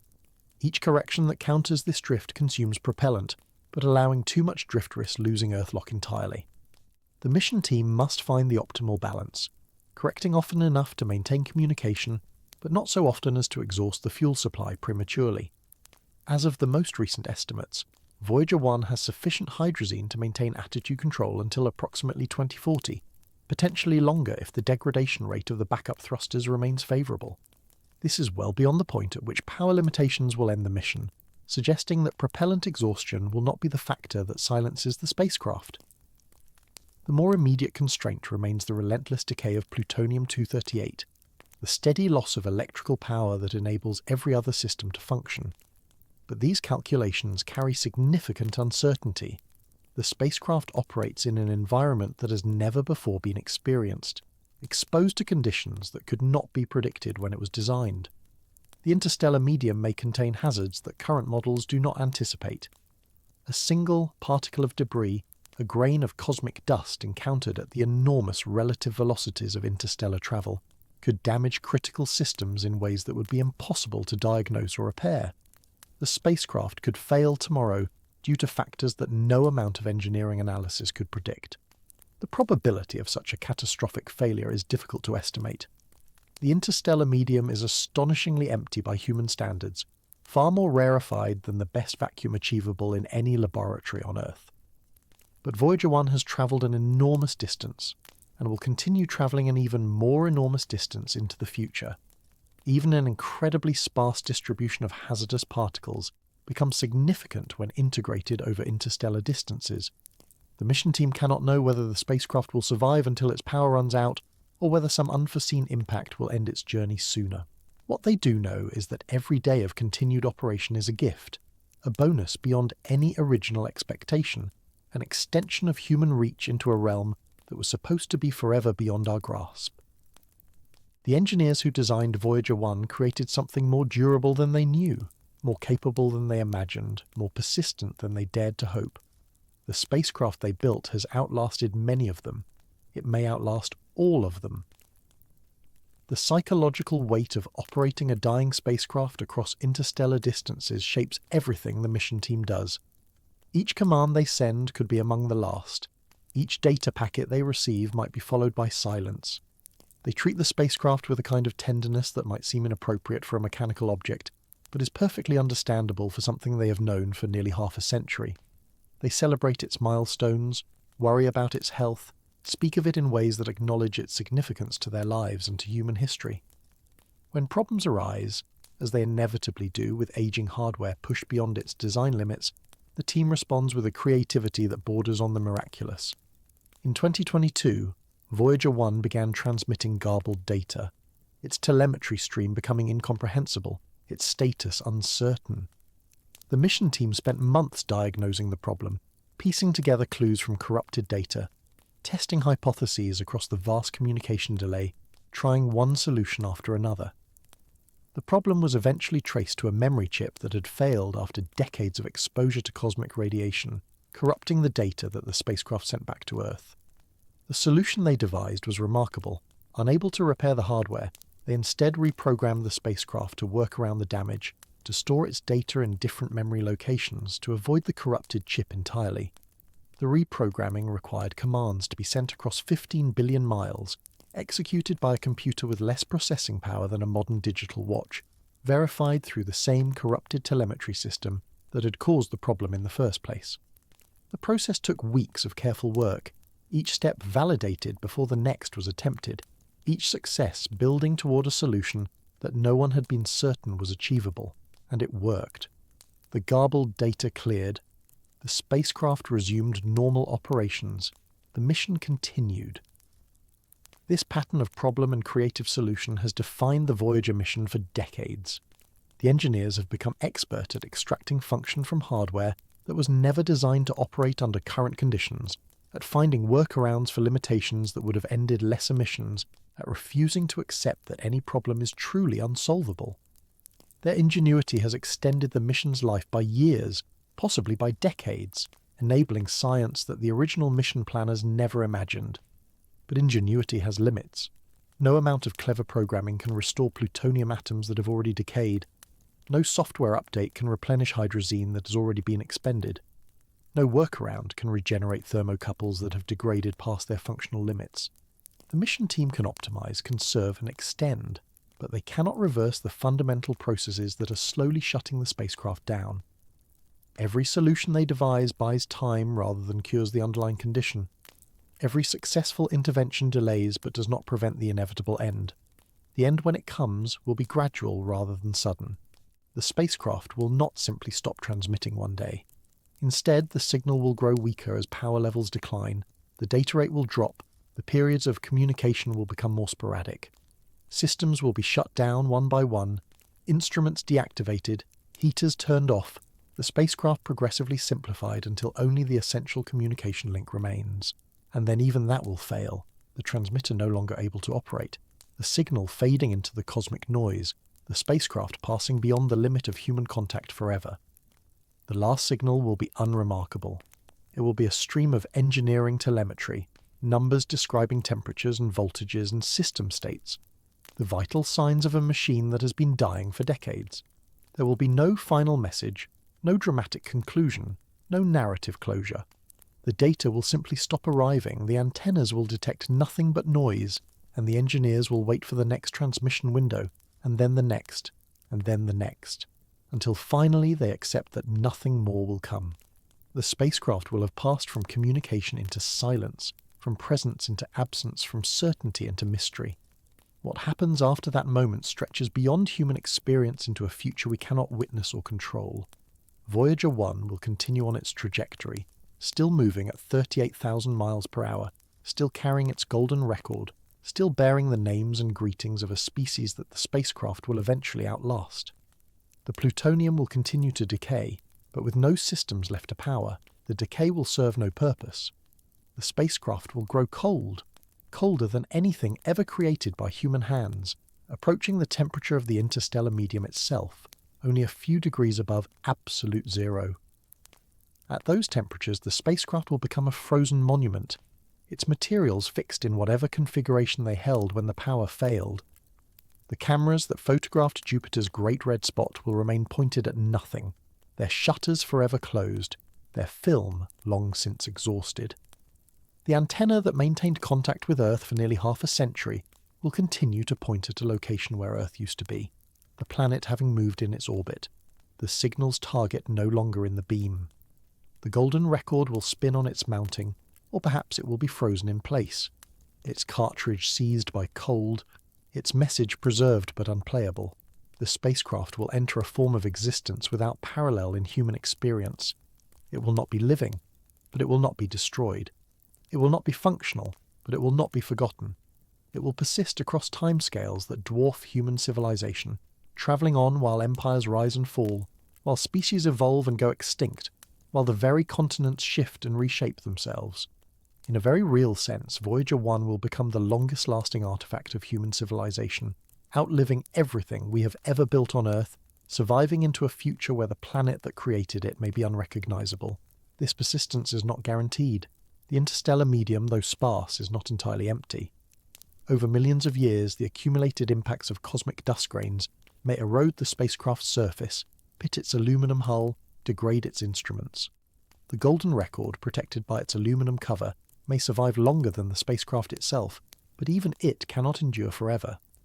Eventually, given enough time, every atom of the vehicle will be dispersed into the interstellar medium, scattered across light years of space, indistinguishable from the cosmic debris that surrounds it. But that eventual dissolution lies so far in the future that it exceeds any meaningful human timescale. For now, and for countless generations to come, Voyager 1 will remain intact, a coherent object moving through interstellar space, carrying its message toward unknown destinations. The spacecraft has already outlived the original mission team. It will outlive the current mission team. It will outlive everyone alive today who has ever heard of it, everyone who has ever wondered at its journey, everyone who has ever looked at the night sky and imagined what lies beyond. The mathematics of Voyager 1's future trajectory can be calculated with extraordinary precision. We know where the spacecraft is heading, not approximately, not vaguely, but with the kind of exactitude that allows mission planners to predict its position centuries from now to within reasonable margins of error. This is one of the strange gifts of physics. The same equations that govern a thrown ball govern a spacecraft travelling between the stars. Newton's laws, refined by Einstein, permit us to trace Voyager 1's path forward through time and space with a confidence that would seem like prophecy to earlier generations. The spacecraft is heading in the general direction of the constellation Ophiuchus, the Serpent Bearer, a sprawling pattern of stars that straddles the celestial equator. But constellations are illusions of perspective, patterns created by stars at vastly different distances that happen to line up from our particular vantage point. Ophiuchus contains no single destination, no coherent target. It is simply the direction Voyager 1 happens to be travelling, a consequence of its launch date, its gravity assists, its final trajectory out of the solar system. The spacecraft is not heading toward Ophiuchus any more than a message in a bottle is heading toward a particular cloud formation on the horizon. It is simply moving in that direction, and the stars in that direction happen to form a pattern we have named. The first star that Voyager 1 will approach is not a famous one. It is not Proxima Centauri, the nearest star to our solar system, which lies in a completely different direction. It is not Alpha Centauri, nor Barnard's star, nor any of the celebrities of the stellar neighbourhood. The first star that Voyager 1 will pass within any meaningful distance is a red dwarf called Gliese 445, a dim, ancient ember burning in the darkness approximately 17 light-years from Earth. At its current velocity, Voyager 1 will make its closest approach to this star in approximately 40,000 years. 40,000 years! The number slides past human comprehension like water through fingers. 40,000 years ago, modern humans were spreading across Europe, encountering Neanderthals, painting the walls of caves with images of animals they hunted and spirits they feared. 40,000 years ago, the last ice age was reaching its maximum extent, glaciers miles thick covering what would become Chicago, New York, Berlin. 40,000 years ago, no human being had yet conceived of writing, of cities, of mathematics, of any of the abstractions that would eventually send a spacecraft on this precise trajectory. The entire arc of recorded human history, from the first cuneiform tablets to this very moment, represents less than 15% of the time that must pass before Voyager 1 reaches its first stellar encounter, and when it arrives, 40,000 years from now, it will not arrive. This is the cruel mathematics of interstellar distances. Gliese 445 is not stationary. Like all stars, it is moving through the galaxy on its own trajectory, and by a coincidence of celestial mechanics, it is actually moving toward us, closing the gap between our solar system and its own at a velocity of approximately 76 miles per second. Over the next 40,000 years, Gliese 445 will travel considerably closer to the Sun than it is now. But Voyager 1's trajectory will not intersect the star's position. The spacecraft will pass within approximately 1.6 light-years of Gliese 445, close by cosmic standards, incomprehensibly distant by any human measure. 1.6 light-years. Light travelling at 186,000 miles per second would take 19 months to cross that gap. Voyager 1, at its current velocity, would take nearly 30,000 additional years to cover the same distance. The closest approach will be a near miss so distant that the star will appear as just another point of light from the spacecraft's perspective, indistinguishable from the thousands of other stars visible in every direction. Gliese 445 will not capture Voyager 1 into orbit. It will not significantly alter the spacecraft's trajectory. The gravitational influence at that distance is so minimal that the spacecraft's path will bend by an amount measurable only with the most precise instruments. For all practical purposes, Voyager 1 will sail past this first stellar waypoint as if it were not there at all, continuing on into the deeper darkness beyond. The passage past Gliese 445 represents not an arrival but a milestone, a marker along a journey that has no destination. After that first quasi-encounter, Voyager 1 will continue onward, its trajectory carrying it ever deeper into the galaxy. The next stellar approaches lie even further in the future, separated by hundreds of thousands of years, millions of years, timescales that exceed not just human civilization, but potentially the existence of the human species itself. The spacecraft will drift through a changing galaxy, passing stars that have not yet been born, witnessing stellar deaths that will not occur for eons, carrying its frozen cargo of human artifacts through a cosmos that will be utterly transformed from the one we know today. The galaxy itself is not static.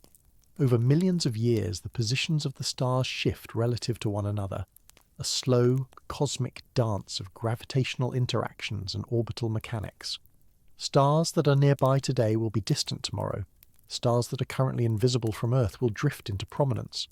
The constellations that have guided human navigation and imagination for thousands of years will dissolve and reform into unrecognizable patterns. Orion will lose his belt. The Big Dipper will warp and twist. The familiar landmarks of our night sky will become meaningless as the stellar positions that created them diverge across the light years.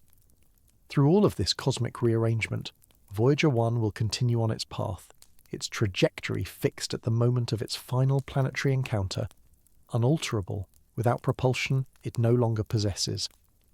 The spacecraft has become a ballistic projectile, subject only to the gravitational influences of the objects it passes, and those influences are so slight across interstellar distances that the trajectory will remain essentially unchanged for billions of years.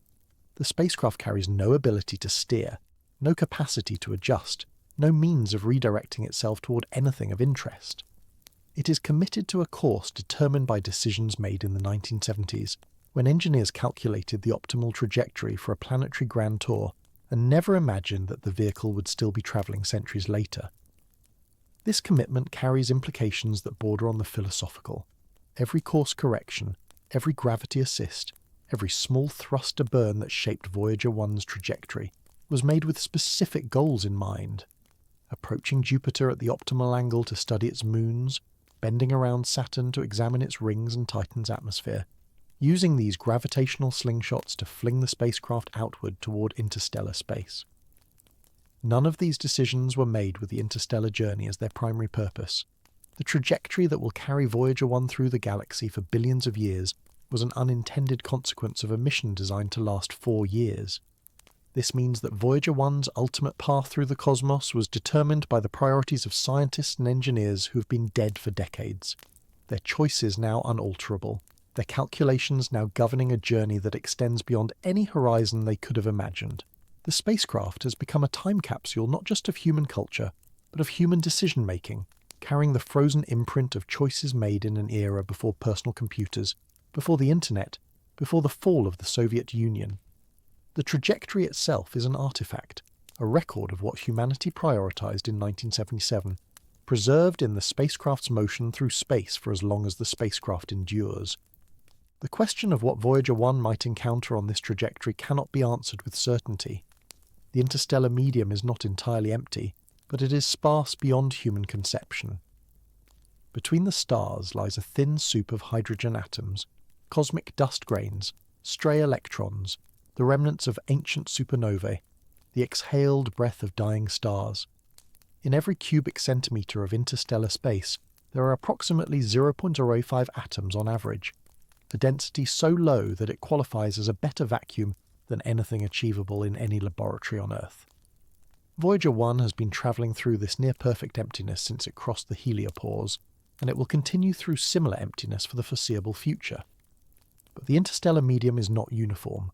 It contains structure, clouds of denser gas where new stars are forming, bubbles of hot plasma inflated by supernova, streams of material ejected by stellar winds. The spacecraft will pass through these varying environments over the millions of years of its journey, experiencing changes in the particle density around it, the magnetic fields it encounters, the temperature of the space through which it moves. These changes will leave no mark on the frozen spacecraft after its power fails.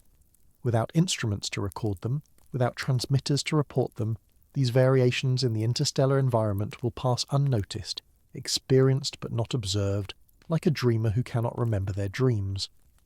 The cosmic dust that pervades interstellar space poses the most significant physical threat to Voyager 1's long-term integrity. These dust grains are tiny, typically less than a micrometer in diameter, smaller than the wavelength of visible light. But at the spacecraft's velocity of 38,000 miles per hour, even these microscopic particles carry significant kinetic energy. Each impact, though individually insignificant, removes a few atoms from the spacecraft's surface. Over millions of years, trillions of such impacts accumulate into measurable erosion, slowly wearing away the aluminum skin, pitting the gold plating, degrading the surfaces that once gleamed with the precision of high-technology manufacturing. The rate of this erosion depends on factors that cannot be precisely known: the density of dust along the spacecraft's specific path, the size distribution of the grains, the angle of impact. Estimates suggest that the spacecraft's surface may erode by 1 millimetre or so per million years, a pace so slow that it seems meaningless over human timescales, but significant over cosmic ones. Given enough time, the erosion will eat through the spacecraft's hull, expose its internal components, scatter its constituent atoms into the void. The golden record, protected by its aluminum case, may survive longer than the spacecraft itself, but even it cannot resist this slow cosmic sandblasting forever. Yet these destructive processes operate over timescales so vast that they lie beyond any horizon we can meaningfully contemplate. For hundreds of millions of years, perhaps billions, Voyager 1 will remain recognizable as a spacecraft, a coherent artifact traveling through space, carrying its message from a species that may no longer exist. The erosion that will eventually destroy it has barely begun, its effects unmeasurable against the relatively brief decades the spacecraft has already travelled. In the context of the mission as we know it, the spacecraft is effectively immortal, its destruction deferred into a future so distant that speculating about it seems almost absurd. What makes this immortality meaningful is what the spacecraft carries. The golden record has been discussed and analysed since before Voyager 1 launched, its contents debated, its purpose questioned, its symbolism examined from every conceivable angle. But in the context of the spacecraft's current state, drifting silent and alone through interstellar space, the record acquires a different significance. It is no longer a greeting intended for hypothetical extraterrestrial civilizations. It is an artifact of human existence, a fossil record of a moment in time, preserved by the vacuum of space more perfectly than any museum could preserve it. The record contains 115 images encoded in analog form, ranging from photographs of human anatomy to mathematical diagrams to scenes of everyday life on Earth. It contains greetings in 55 human languages, including ancient Sumerian and modern Mandarin, formal pronouncements from world leaders, and informal messages from ordinary people. It contains 90 minutes of music, selected by a committee that included Carl Sagan, spanning Beethoven and Bach, Louis Armstrong and Blind Willie Johnson, gamelan orchestras and Navajo night chants. It contains the brainwaves of a woman in love, recorded as she thought about Earth's history and humanity's place in the cosmos. It contains the sounds of rain, of wind, of heartbeats, of laughter. All of this information is encoded on a 12-inch gold-plated copper disc, playable at 16 2/3 revolutions per minute, with a cartridge and stylus included in the package.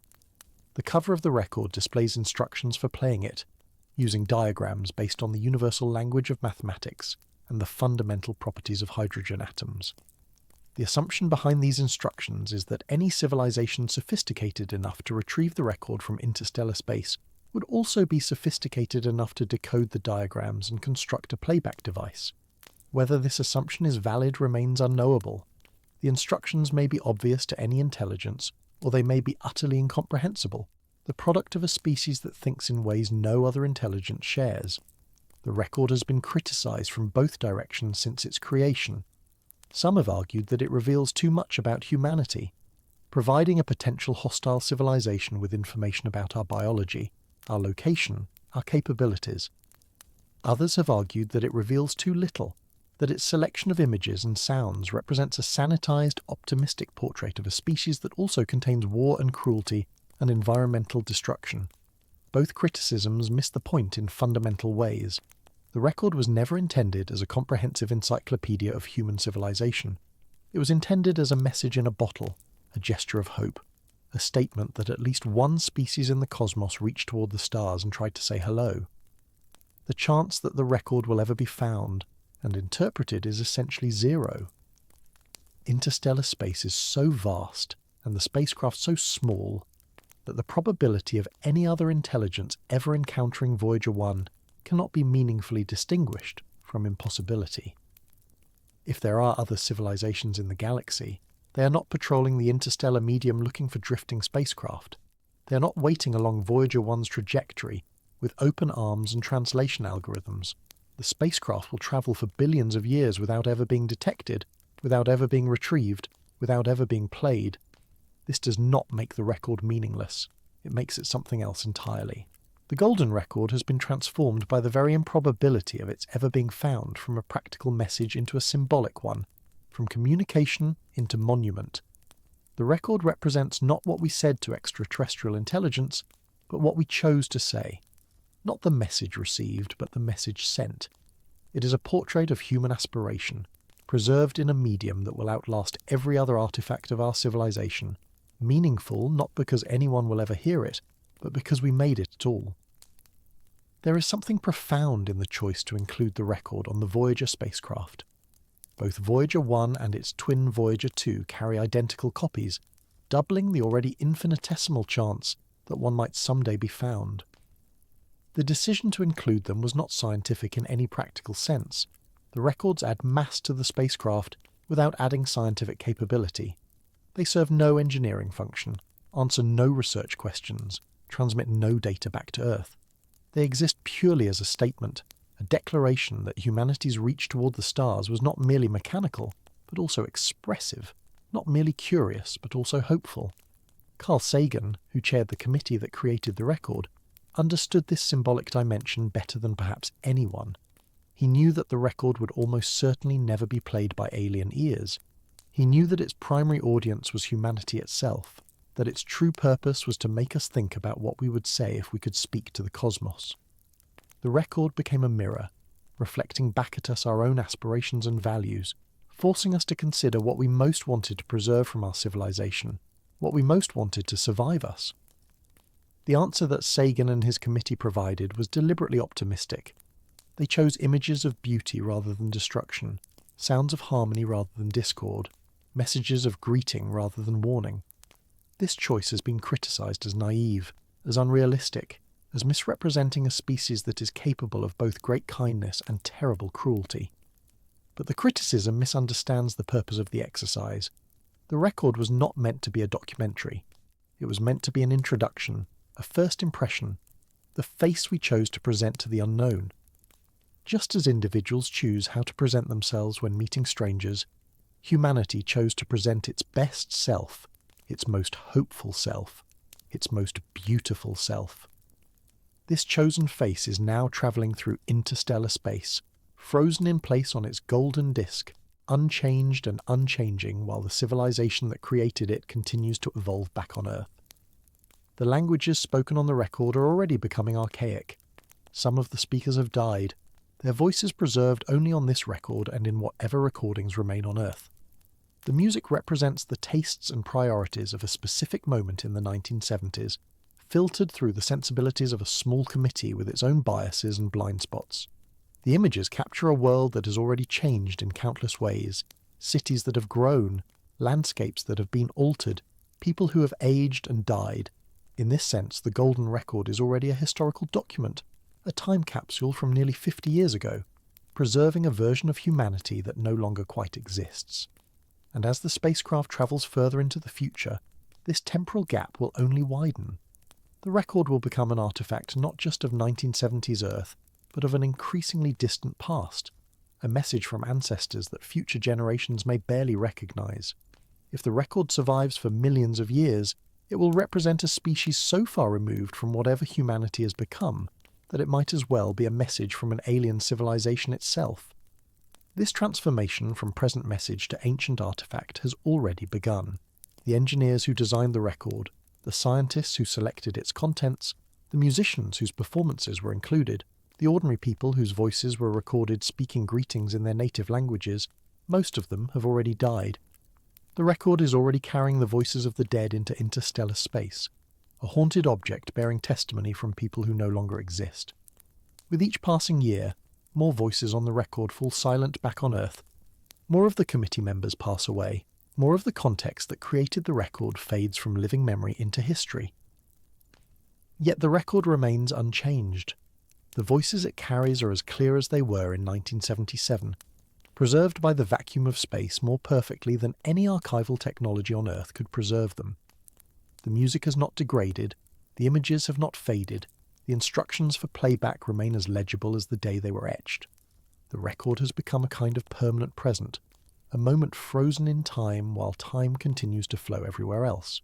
It carries a message from a species that thought it knew itself, from a civilization that believed it had something worth saying, from a generation that dared to imagine that what they created might outlast them. The spacecraft that carries this record is dying. The plutonium that powers its systems is decaying. Its instruments are failing. Its ability to communicate with Earth is fading. But the record itself requires no power, no maintenance, no active preservation. It will survive the death of the spacecraft's electronic systems. It will survive the eventual failure of every instrument. It will survive into a future when the spacecraft itself is nothing but frozen metal drifting through the void. The record is the most durable part of the mission, the component designed from the beginning to outlast everything else, to carry its message forward into whatever future awaits. This durability was intentional. The committee that designed the record understood that it needed to survive not for decades but for eons. They chose materials that would resist cosmic radiation, gold plating that would not corrode, a construction robust enough to withstand the impacts of cosmic dust and the temperature extremes of interstellar space. The record was designed to be readable for at least 1 billion years, perhaps longer, a permanence that exceeds not just human civilization, but potentially the existence of complex life on Earth. The designers were thinking in geological time, in astronomical time, in timescales that dwarf any human experience. The spacecraft carrying this impossibly durable message is also impossibly fragile. Voyager 1 was built for a 4-year mission to the outer planets, constructed from materials selected for weight and cost-effectiveness rather than eternal survival.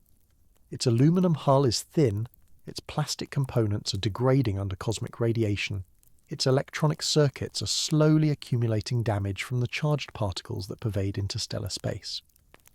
The contrast between the record's billion-year timescale and the spacecraft's decades-long operational life represents one of the mission's deepest ironies. The most robust component of Voyager 1 is also the most superfluous, the element added not for scientific purposes, but for symbolic ones. This irony contains a truth about human endeavours that extends far beyond this single spacecraft. The most durable things we create are often not the most functional ones. The pyramids at Giza have outlasted every machine their builders created, because they were designed for permanence rather than utility. The cave paintings at Lascaux have survived for 40,000 years because they were protected by their very uselessness, sealed away in darkness rather than exposed to the wear of daily life. The golden record may outlast every scientific instrument on Voyager 1 because it was designed for eternity, while the instruments were designed for data. The spacecraft continues to fall toward the stars.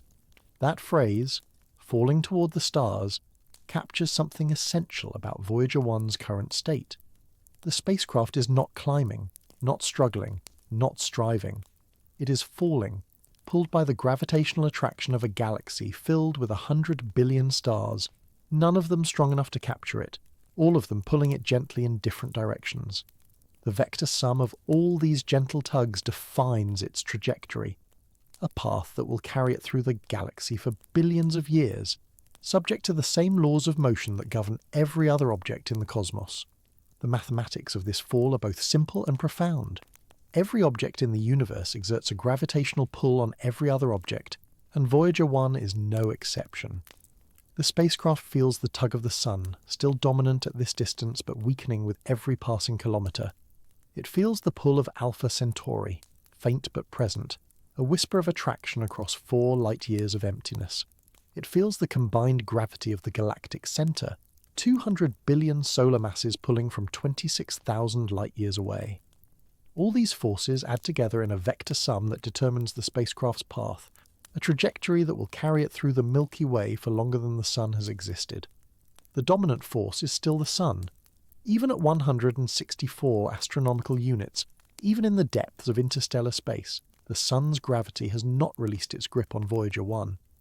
The spacecraft is slowing down, decelerating at a rate of roughly 1 metre per second per year, bleeding off velocity as it climbs out of the Sun's gravitational well. This deceleration will continue for thousands of years, gradually reducing the spacecraft's speed from its current 38,000 miles per hour to something slower, something more leisurely, something measured in tens of thousands of miles per hour rather than tens of thousands. By the time Voyager 1 makes its closest approach to any star, it will have lost a significant fraction of its current velocity to the Sun's lingering pull. This slowing is imperceptible on human timescales but relentless on cosmic ones. Every day, Voyager 1 is slightly slower than it was the day before. Every year, it covers slightly less distance than the year before. Every decade, the gap between its current position and its projected position grows slightly wider. The spacecraft that screamed away from Earth at 40,000 miles per hour in 1977 is already moving more slowly, already feeling the drag of the star it is escaping, already demonstrating that escape from our solar system is not a single act, but a gradual process that will take millennia to complete. The journey that lies ahead defies comprehension. Voyager 1 is heading in the general direction of the constellation of Phaeacus, the Serpent Bearer, a pattern of stars that spans a region of sky visible from Earth's northern hemisphere. But constellations are illusions, patterns created by the accident of our particular vantage point in the galaxy. The stars that form Ophiuchus lie at vastly different distances from Earth, from roughly 40 light-years to several thousand light-years, arranged in a pattern that looks like a figure holding a snake only from our specific location in space. From Voyager 1's perspective, the constellation is already distorting, the familiar pattern stretching and shifting as the spacecraft's viewpoint changes. In 40,000 years, Ophiuchus will be unrecognizable, its stars scattered by parallax into unfamiliar configurations. The first star system that Voyager 1 will approach is not a famous one. It is not Alpha Centauri, the closest star system to our own. It is not Sirius, the brightest star in our night sky. It is a small dim red dwarf called Gliese 440V, located in the constellation Camelopardalis, the giraffe. Currently, Gliese 440 lies about 17 light-years from Earth, an unremarkable distance for an unremarkable star. But the stars are in motion, circling the galactic centre at hundreds of kilometres per second, and their relative positions shift over time. Gliese 445 is moving toward the Sun at roughly 119 kilometres per second, covering more than 3.5 billion kilometres every year. In roughly 40,000 years, it will have closed the distance considerably, placing it along Voyager 1's trajectory. The encounter, if it can be called that, will occur approximately 40,000 years from now. Voyager 1 will pass within about 1.6 light-years of Gliese 445, close enough to make it the nearest star to the spacecraft, but far too distant for any meaningful interaction. The gravitational influence of Gliese 445 on Voyager 1's trajectory will be negligible, a slight deflection measured in fractions of a degree, a perturbation that will alter the spacecraft's course without fundamentally changing its fate. Voyager 1 will not be captured, will not swing into orbit, will not be pulled into the star's small family of potential planets. It will simply pass by, a brief visitor in the stellar neighbourhood of a star that no human will ever see up close. Consider what this passage will look like, though no eyes will witness it. Gliese 445 is a red dwarf, a star roughly 1/3 the mass of our Sun, with a surface temperature of about 3,000 degrees Kelvin. It glows with a dim, ruddy light, too faint to see from Earth without a telescope, too cool to support habitable planets, in the same way our Sun supports Earth. As Voyager 1 approaches, this star will grow slowly brighter in what would be the spacecraft's forward view if anyone were watching, rising from invisibility to a dim point of light to a small orange-red disk. At closest approach, Gliese 445 will appear roughly as bright as the full moon appears from Earth, a small lamp in the darkness, too far away to provide warmth but close enough to dominate the local sky. The spacecraft will be dead by then. The plutonium-238 will have decayed past the point of usefulness thousands of years before. The electronic systems will have failed. The antenna will have frozen in whatever orientation it held when the last command went unheeded. Voyager 1 will pass Gliese 445 as a corpse, a frozen artifact tumbling slowly through the void, its golden record still attached, its instruments still pointed at nothing, its mission completed and forgotten by whatever civilization Earth has become. This raises a question that has no comfortable answer. When the instruments fail, when the transmitter goes silent, when the spacecraft can no longer communicate with Earth, will Voyager 1 still be Voyager 1? The spacecraft's identity is tied to its function, its purpose, its mission. When it can no longer fulfill that mission, when it becomes nothing more than frozen metal drifting through space, does it remain the same object it was during the Jupiter flyby, the Saturn encounter, the crossing of the termination shock? The ship of Theseus problem takes on a peculiar form when applied to spacecraft. Voyager 1 has already had components fail and be abandoned, systems shut down and forgotten, capabilities lost to the steady drain of entropy. The spacecraft that exists today is not quite the spacecraft that launched in 1977, and the object that will pass Gliese 455 in 40,000 years will not quite be the spacecraft that exists today. But something of Voyager 1 will persist. The golden record will remain, carrying its cargo of images and sounds and greetings into a future that cannot imagine us. The physical structure of the spacecraft will remain. Aluminum and titanium and gold, atoms that were forged in stars and assembled by human hands and sent outward to represent a species that dared to dream of reaching beyond its world. The trajectory will remain, a path through space that began with a specific impulse at a specific moment, a vector determined by the laws of physics and the decisions of engineers who have long since passed from memory. Voyager 1 will continue as a physical presence in the universe, even if its identity as a spacecraft, as a mission, as a human endeavour, fades into meaninglessness. The passage past Gliese 445 is only the beginning. After that brief stellar encounter, Voyager 1 will continue falling through the galaxy, passing through regions of space that have no names because no human has ever needed to name them. The spacecraft will traverse the gaps between stars, crossing light years of emptiness where matter is so sparse that a cubic centimetre contains perhaps one atom. It will move through the galactic halo, the diffuse region of old stars and dark matter that surrounds the Milky Way's disk. It will feel the gravitational influence of nebulae and stellar nurseries, of black holes and neutron stars, of structures so vast that light itself takes years to cross them. And through all of this, through billions of years of drifting, the spacecraft will remain recognizably itself, a product of human engineering, a message in a bottle thrown into an ocean of stars. The timescales involved beggar imagination. The sun will continue burning hydrogen for another 5 billion years before expanding into a red giant and eventually fading into a white dwarf. When that transformation begins, when the sun swells to engulf Mercury and Venus and perhaps Earth, Voyager 1 will still be drifting through the galaxy, still carrying its golden record, still bearing witness to a civilization that existed on a planet that no longer exists around a star that has fundamentally changed. The spacecraft will outlast its homeworld, will outlast the solar system as we know it, will outlast everything that gave rise to its creation. This longevity is not guaranteed in any absolute sense. The interstellar medium, sparse as it is, still contains hazards. Dust grains the size of micrometers could puncture the spacecraft's thin hull. Larger particles could shatter delicate components. Over millions of years, the accumulated impact of cosmic dust will erode the spacecraft's surface, slowly wearing away the evidence of its human origin. The golden record, durable as it is, could be breached by a sufficiently energetic impact, its carefully recorded information scattered into fragments. The probability of such a catastrophic impact is low in any given year, but accumulates over cosmic timescales. Somewhere in the billions of years ahead, something might happen to transform Voyager 1 from an artifact into debris. But the odds favour survival. Space is mostly empty, and Voyager 1 is a small target. The same vastness that makes interstellar travel so difficult also makes interstellar collisions so rare.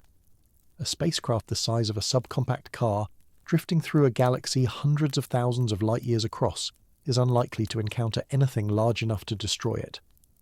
The dust erosion will occur, slowly polishing the spacecraft's surfaces, slowly degrading its structure, but the fundamental form will likely persist. Voyager 1 may eventually become unrecognizable as a human artifact, its sharp edges worn smooth, its identifying features erased by eons of microscopic impacts, but something of its shape will remain, a ghost of its original form drifting through the darkness.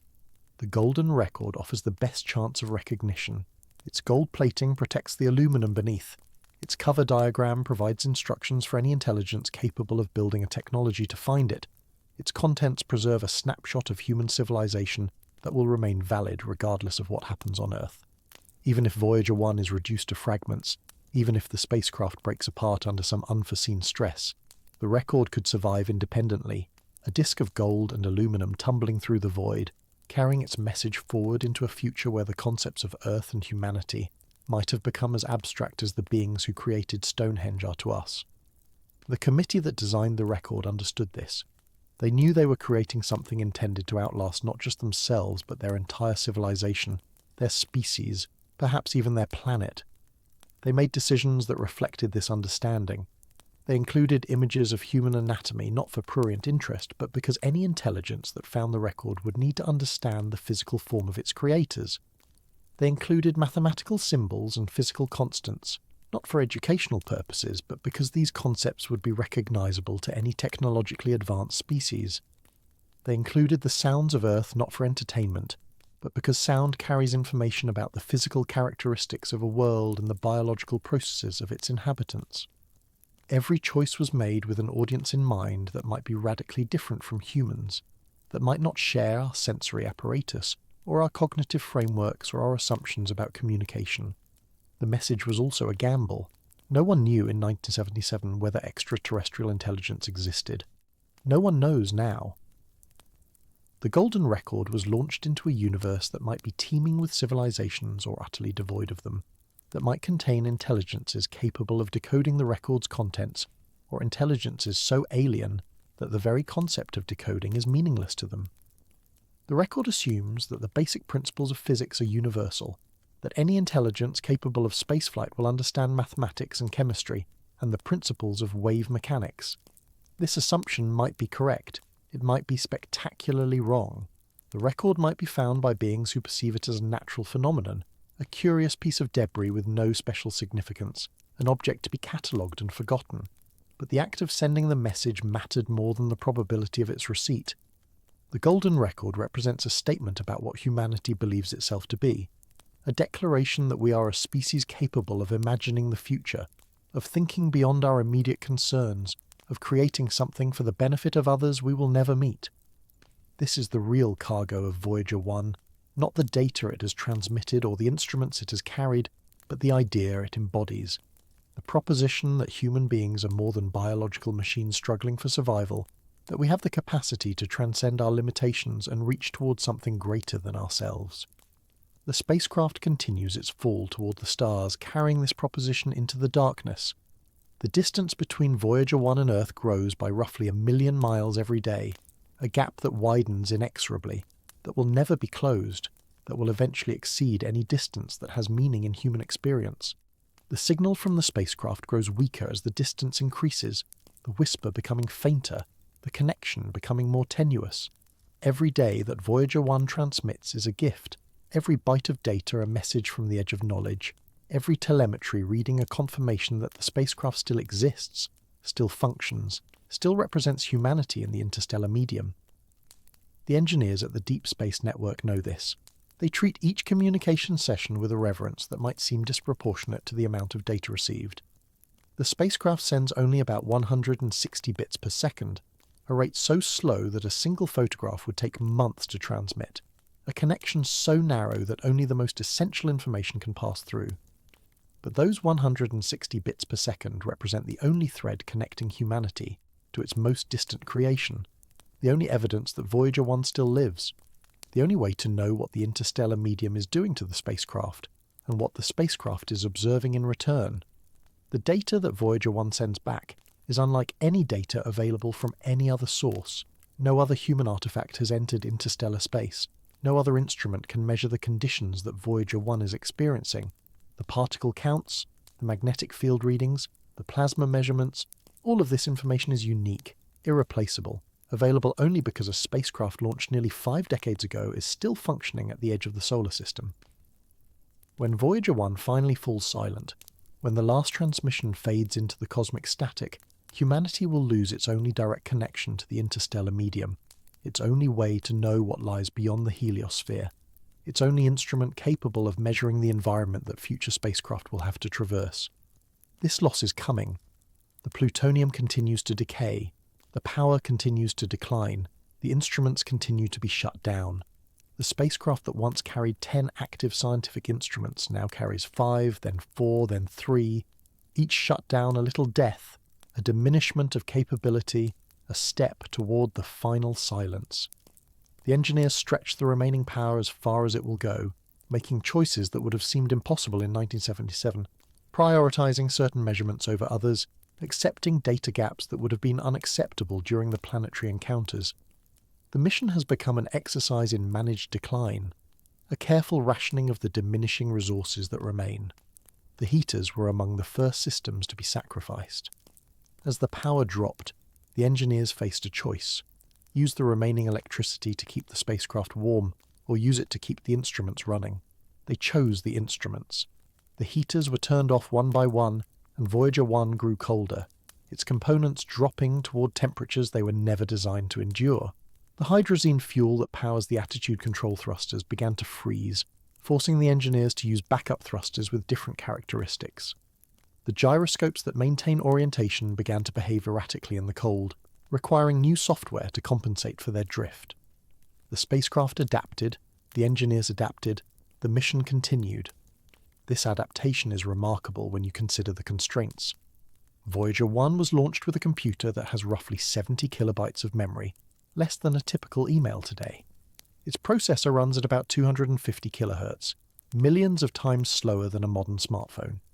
Yet this primitive computer has been reprogrammed hundreds of times over the course of the mission, its software updated to handle situations that no one anticipated in 1977. Its capabilities extended far beyond its original design. The engineers have learned to work within these limitations, to write code that is incredibly efficient, to make every byte of memory count, to achieve results that seem impossible given the hardware they have to work with. The most recent crisis demonstrated both the fragility and the resilience of the spacecraft. In late 2023, Voyager 1 began sending gibberish instead of data, its transmissions corrupted beyond recognition. The engineers traced the problem to a single chip in the flight data system, a memory chip that had failed after nearly 5 decades of operation in the harsh environment of space. The chip contained about 3% of the computer's code, including the routines responsible for formatting data for transmission back to Earth. Without this chip, Voyager 1 could not communicate, could not report its status, could not send back the scientific data that justified its continued existence. The solution required ingenuity that bordered on magic. The engineers could not replace the chip. They could not physically access the spacecraft. They could not even see what had gone wrong with their own eyes. All they had was the pattern of corrupted data, a puzzle of ones and zeros that hinted at the location and nature of the failure. From this slim evidence, they reconstructed what had happened, identified the damaged memory locations, and devised a workaround. They distributed the affected code across other memory locations, breaking it into segments that fit into the available space, then uploaded the patched software to a spacecraft nearly 24 billion kilometers away. The round-trip time for each command was 45 hours. Every instruction had to be perfect because there was no opportunity for real-time debugging, no chance to see the immediate effects of a command and correct mistakes on the fly. The repair took months. Each step had to be tested, verified, and approved before the next step could begin. The engineers worked with a level of caution that reflected both the value of the spacecraft and the impossibility of undoing a mistake. A single errant command could have rendered Voyager 1 permanently silent, transforming a recoverable failure into a complete loss. The pressure was immense, the margin for error non-existent, and yet, in April 2024, the repair succeeded. Voyager 1 resumed normal operations, its data stream clear once again, its instruments still reporting on the interstellar medium, its mission extended for at least a few more years. This repair was a triumph, but it was also a warning. The spacecraft is old, its components are degrading. The same cosmic radiation that necessitated the Golden Record's robust construction is slowly destroying the electronics that allow the spacecraft to function. Another chip could fail tomorrow or next year, or 5 years from now. The engineers can repair some failures, but not all of them. Eventually something will break that cannot be fixed. Something will fail that cannot be worked around, and Voyager 1 will fall silent for reasons that have nothing to do with power levels or budget decisions. The spacecraft does not know this. Voyager 1 has no awareness, no fear, no anticipation of its own end. It simply executes its programming, measures what its instruments can measure, transmits what its transmitter can transmit, maintains what orientation its thrusters can maintain. The poetry that humans project onto the mission, the sense of loneliness and courage and endurance, these are human constructs, human meanings imposed on an object that is fundamentally indifferent to its own fate. Voyager 1 does not care whether it reaches Gliese 445 or drifts into the void between galaxies. It does not know that it carries a message from a species that no longer exists in the form that created it.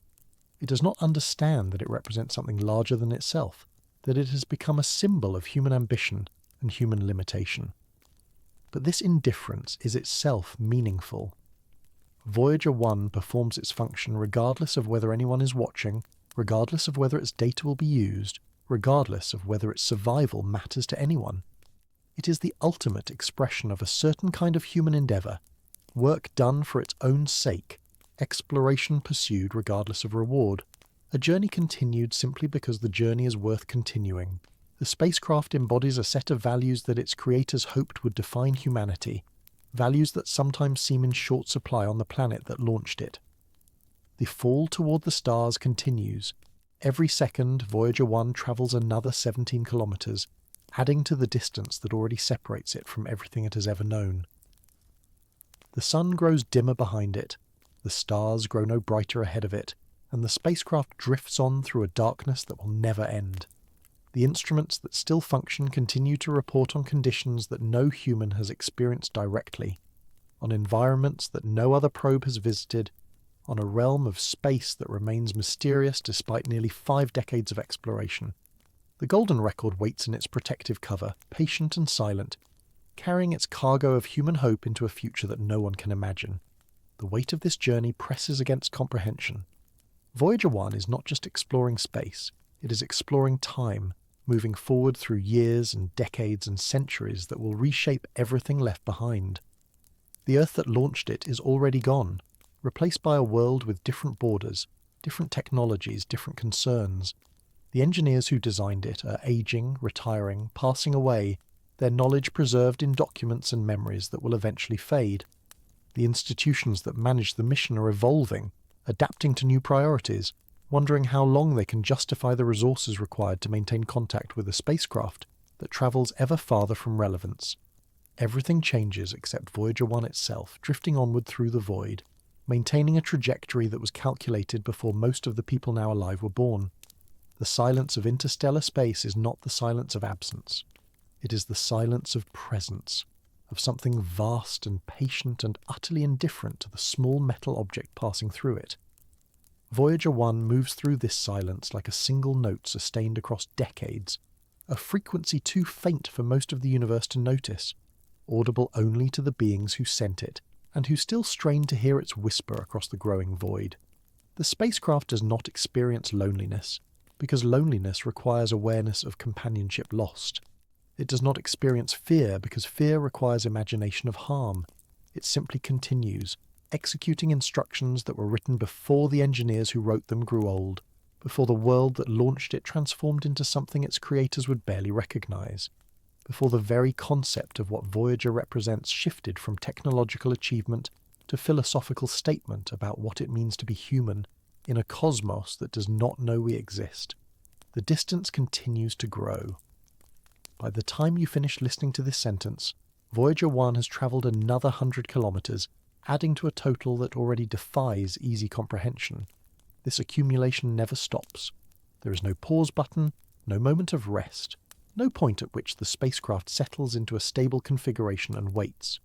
The journey as the mission now has been the mission for decades, and will remain the mission long after the instruments fall silent, and the transmitter goes dark, and the Golden Record becomes the only functioning component of a dead machine tumbling through the dark. Every kilometre travelled is a kilometre that can never be untravelled, a separation that grows more permanent with every passing second. The spacecraft is not just moving through space, it is moving away from the possibility of return, away from any future in which it might be retrieved or repaired or brought home. Consider what this means in practical terms. If humanity decided tomorrow that Voyager 1 must be recovered, that its historical significance demanded its preservation in some future museum of human achievement, the effort required would be staggering. A rescue mission would need to travel faster than Voyager itself. which means developing propulsion technology that does not currently exist.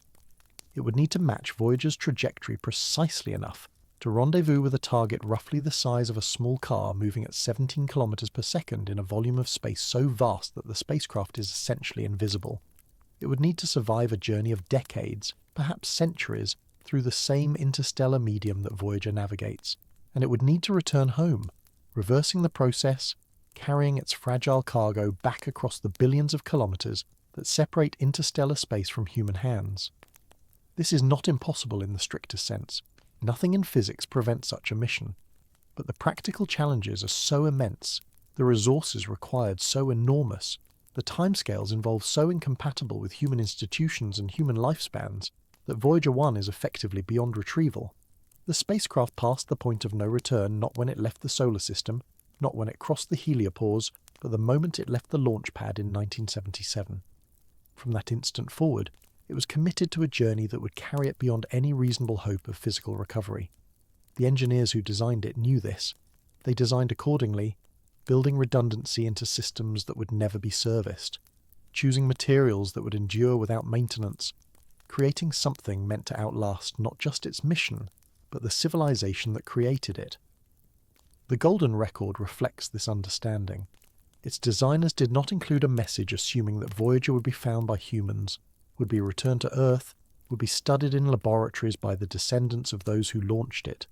They included a message assuming that Voyager would be found, if it was found at all, by beings utterly unlike its creators, beings who might not share any frame of reference with the species that sent it. The record assumes its own orphaning. It assumes that the humans who made it will be unavailable for consultation, that the context in which it was created will be lost, that the spacecraft will drift alone through the universe for timescales that render human history irrelevant. This is not pessimism but realism, an acknowledgement that Voyager 1 was always meant to outlive everything that made it possible. The final transmissions from Voyager 1, whenever they come, will travel toward an Earth that cannot be imagined from the present moment. Consider the span of time involved. If Voyager's transmitter fails in 2030, the final signal will arrive at Earth in approximately 22 hours, travelling at the speed of light across the roughly 24 billion kilometres that will separate the spacecraft from its homeworld. The people who receive that signal will be recognisable to us. Their world's similar enough to ours that we could navigate it without too much confusion. But if the transmitter holds out until 2036, until 2040, until the last plutonium power fades below usable levels sometime around 2025 to 2030, the final signal will reach an Earth that has changed in ways we cannot predict. Technologies will have emerged and become obsolete. Political structures will have shifted. The very language used to describe the mission may have evolved. The Deep Space Network itself may have been upgraded, replaced or abandoned, its massive dishes repurposed or dismantled or left to rust in the desert. And yet, even these changes are trivial compared to what follows. The final signal marks not the end of Voyager's journey, but the beginning of its true voyage, the part that will last not decades but millions of years. Once communication ceases, Voyager 1 will continue moving through interstellar space at the same velocity, following the same trajectory, carrying the same golden record. Nothing will change except the spacecraft's relationship to humanity. It will shift from active mission to passive artifact, from probe to monument, from explorer to message in a bottle cast into an ocean without shores. The trajectory that Voyager 1 follows carries it toward a specific destination, though destination seems too purposeful a word for something that will take 40,000 years to approach. The star Gliese 445, currently about 17 light-years from Earth, is moving through the galaxy on a path that will bring it closer to the Sun over the coming millennia. In approximately 40,000 years, Gliese 445 will pass within about 3.5 light-years of our solar system, and Voyager 1 will pass within about 1.5 light-years of this approaching star. This is not a close encounter by any reasonable standard. 1.5 light-years is roughly 9 trillion kilometres, a distance so vast that Gliese 445's gravity will barely influence Voyager's trajectory. The spacecraft will drift past like two ships passing in the night, except these ships are separated by a gulf that would take conventional rockets hundreds of thousands of years to cross, and the encounter will last longer than recorded human history. But the mere existence of this encounter hints at the timescales involved in Voyager's future. 40,000 years ago, Neanderthals still walked the Earth alongside anatomically modern humans. The last ice age was approaching its maximum extent. The cave paintings at Lascaux would not be created for another 20,000 years. The invention of writing lay 35,000 years in the future. Everything that constitutes human civilization, every empire and religion and scientific discovery and work of art, everything that we consider the sum total of human achievement, has occurred in a span of time shorter than the journey Voyager 1 must make to reach its first stellar neighbour. And Gliese 445 is not Voyager's destination. It is merely a waypoint, a star that happens to be moving in roughly the right direction at roughly the right time. After this brief, inconceivably distant encounter, Voyager will continue on, drifting deeper into the galaxy, passing through regions of space that have no names because no human has ever had reason to name them. The galaxy itself provides the ultimate context for understanding Voyager's journey. The Milky Way spans roughly 100,000 light-years from edge to edge, containing somewhere between 100 billion and 400 billion stars, along with countless planets, moons, asteroids, comets, dust clouds, and other objects. Voyager 1 has travelled less than a single light day from Earth after nearly half a century of constant motion. At its current velocity, the spacecraft would need roughly 70,000 years to travel 1 light-year, and roughly 7 billion years to cross the galaxy from one side to the other. The galaxy will have time to rotate several times on its axis, carrying the Sun and all its planets through vast circuits of the galactic centre, before Voyager covers a meaningful fraction of the distance between spiral arms. This perspective reveals something important about the nature of the mission. Voyager 1 is not exploring the galaxy. It is not even exploring interstellar space in any comprehensive sense.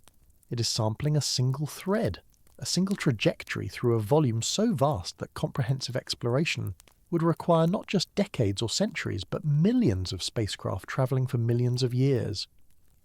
The data that Voyager sends back describes conditions along one specific path through the interstellar medium, conditions that may differ dramatically just a few light-years away. The spacecraft is like a single bacterium drifting through the Pacific Ocean, reporting on the temperature and salinity and current speed at its precise location, unable to generalize its findings to the ocean as a whole. This is not a criticism of the mission, but an acknowledgement of reality. Every journey begins with a single step, and Voyager 1 represents humanity's first step into the space between stars. The instruments that still function aboard Voyager continue to measure this unprecedented environment.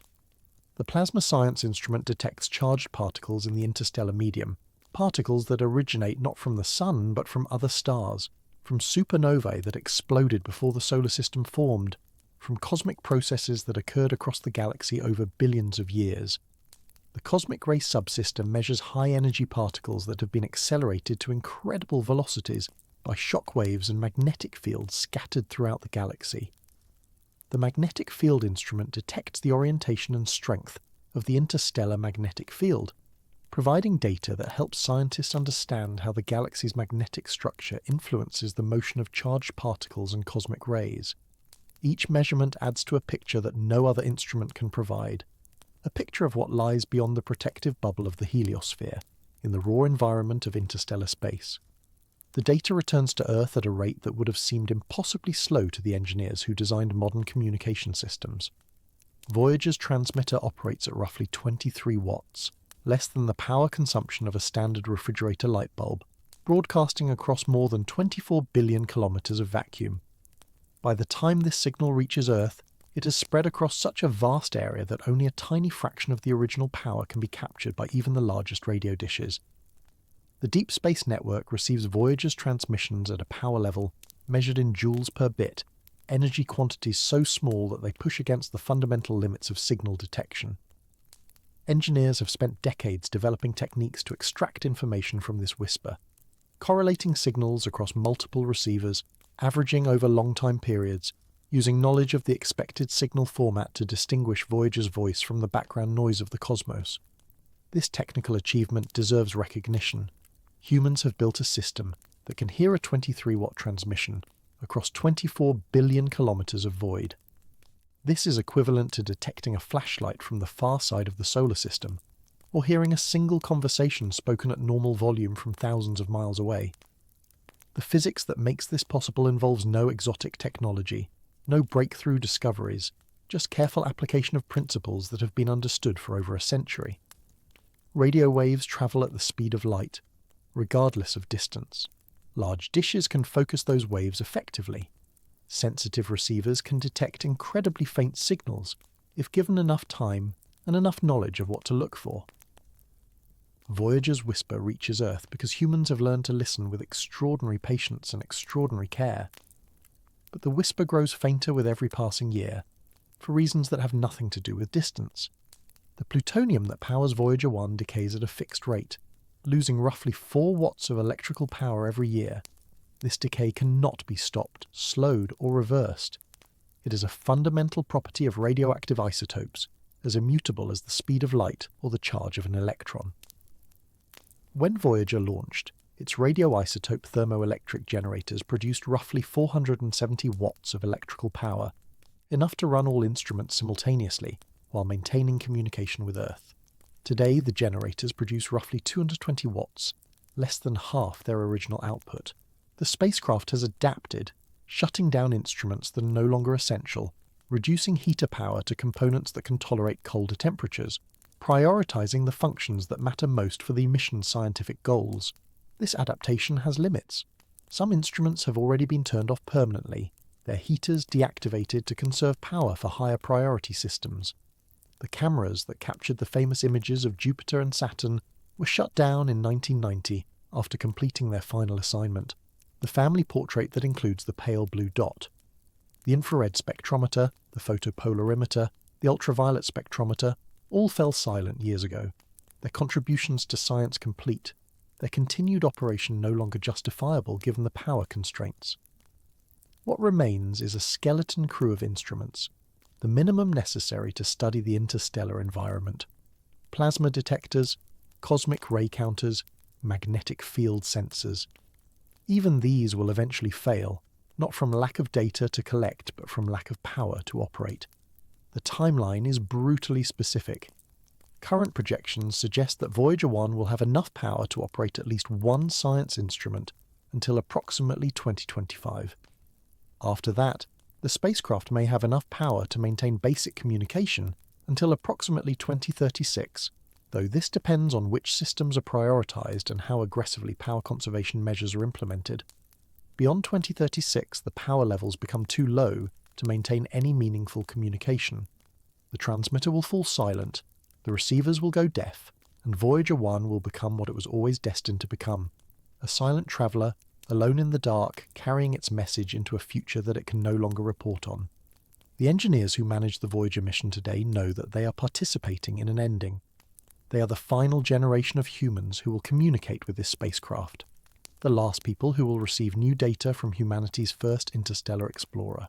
This knowledge shapes their work, lending it a weight that extends beyond mere technical accomplishment. Every command they send, every bit of data they receive, every problem they solve represents a contribution to a mission that has already exceeded its design lifetime by a factor of 10. A mission that has achieved scientific goals that were not imagined when it launched. A mission that will continue in silence long after the last human associated with it has died. They work with the knowledge that their contributions will be remembered, that historians of the future will study the decisions made during Voyager's final years, that the data they collect will be analysed and reanalyzed for centuries.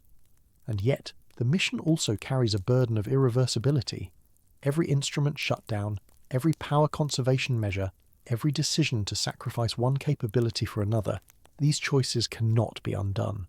Once a heater is turned off, the component it protected may freeze permanently, its functionality lost forever. Once communication bandwidth is reduced, certain types of data become impossible to transmit. The engineers make these decisions carefully, consulting with scientists around the world, weighing the value of different data types against the power required to collect them. But they make these decisions knowing that each one forecloses possibilities, that each step toward the mission's end is a step that cannot be retraced. The ultimate fate of Voyager 1 extends far beyond the end of communication, far beyond the decay of its plutonium, far beyond any timescale that humans normally consider. Once the spacecraft falls silent, It will continue on its trajectory essentially unchanged, experiencing only the gentle gravitational influences of distant stars and the even gentler pressure of interstellar gas. These forces are so weak that Voyager's path will remain predictable for millions of years, a straight line through the galaxy interrupted only by the rare close encounter with a passing star. The spacecraft will not decay, not in any time frame meaningful to human history. Interstellar space is the coldest, emptiest, most preserving environment in the known universe. There is no air to cause corrosion, no weather to erode surfaces, no radiation intense enough to destroy materials designed to survive the inner solar system. Voyager 1 may survive, essentially intact, for longer than the solar system itself. The golden record, protected by its aluminum cover, will outlast the spacecraft's electronics, outlast the degradation of its mechanical components, outlast everything except the most fundamental materials of its construction. The record's grooves encode information in physical form, etched into metal that does not corrode, does not fade, does not require power to maintain.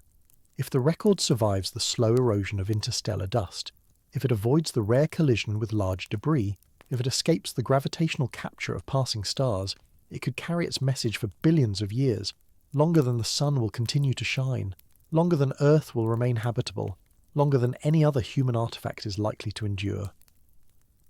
The greetings in 55 languages, the music ranging from Bach to Chuck Berry, the images of human life and the sounds of Earth, all encoded in physical form that requires no technology to preserve, only the emptiness of space itself. This is the truth about Voyager 1 right now. It is falling. Not toward any destination, not with any purpose that it understands, but falling nonetheless, pulled by gravity so faint that its effects will not become apparent for thousands of years. It falls toward Gliese 445, though it will not arrive for 40 millennia. It falls toward the galactic centre, though it will never complete a single orbit. It falls through time itself, moving forward through years and centuries and epochs that will reshape everything except its own silent trajectory. The spacecraft does not experience this falling, does not know that it carries the hopes and fears and self-image of an entire species. It simply moves, 17 kilometers every second, 100 kilometers every 6 seconds, 1,000 kilometers every minute, adding to a distance that already separates it from everything that gave it meaning. The weight of this journey cannot be measured in kilograms or light years or watts of remaining power. It must be measured in something else, something that humans have always struggled to quantify: significance. Voyager 1 matters not because of what it has discovered, though its discoveries have rewritten textbooks. It matters not because of how far it has travelled, though its distance exceeds anything else humanity has achieved. It matters because of what it represents, what it says about the species that created it, what it carries into a future that no one alive will witness. The spacecraft is an argument, a statement, a declaration of intent. It says that humans are not content to remain on a single planet, not willing to accept the limitations that distance and time impose, not prepared to concede that the universe is too large for creatures as small and short-lived as ourselves. This argument may never reach anyone capable of hearing it. The galaxy is vast, the probability of interception vanishingly small, and the timescales involved so long that humanity itself may not survive to learn whether its message was received. But the argument exists regardless of its reception. The golden record does not require an audience to have meaning. It means something because humans made it, because humans cared enough about their own existence to preserve a record of it, because humans looked at the empty darkness between stars and decided that it deserved a message, that the silence deserved a voice, that the void deserved at least one small declaration that something existed here, that something tried, that something hoped. Voyager 1 continues its fall. The instruments still function, measuring conditions that no other probe has encountered. The transmitter still operates, sending data across a gulf that grows by 17 kilometers every second. The engineers still listen, extracting information from signals that would be undetectable without half a century of accumulated expertise. And somewhere in the darkness ahead, a future waits that neither the spacecraft nor its creators can imagine. A future where the questions that Voyager represents, whether humanity is alone, whether intelligence persists, whether anything we do will be remembered, will have answers that the golden record may or may not help provide. The spacecraft knows none of this. It executes its programming with perfect fidelity, unaware that its programming represents the distilled wisdom of thousands of engineers and scientists, unaware that its trajectory was calculated by minds that wanted desperately to reach beyond their own mortality, unaware that its message was assembled by humans who knew they would never learn whether it was received. This ignorance is Voyager's gift, its protection against the despair that might overwhelm a conscious being facing the same journey. The spacecraft cannot feel lonely because it cannot feel at all. It cannot fear the darkness because it cannot perceive the darkness. It cannot mourn the growing distance from Earth because it has no memory of why Earth mattered.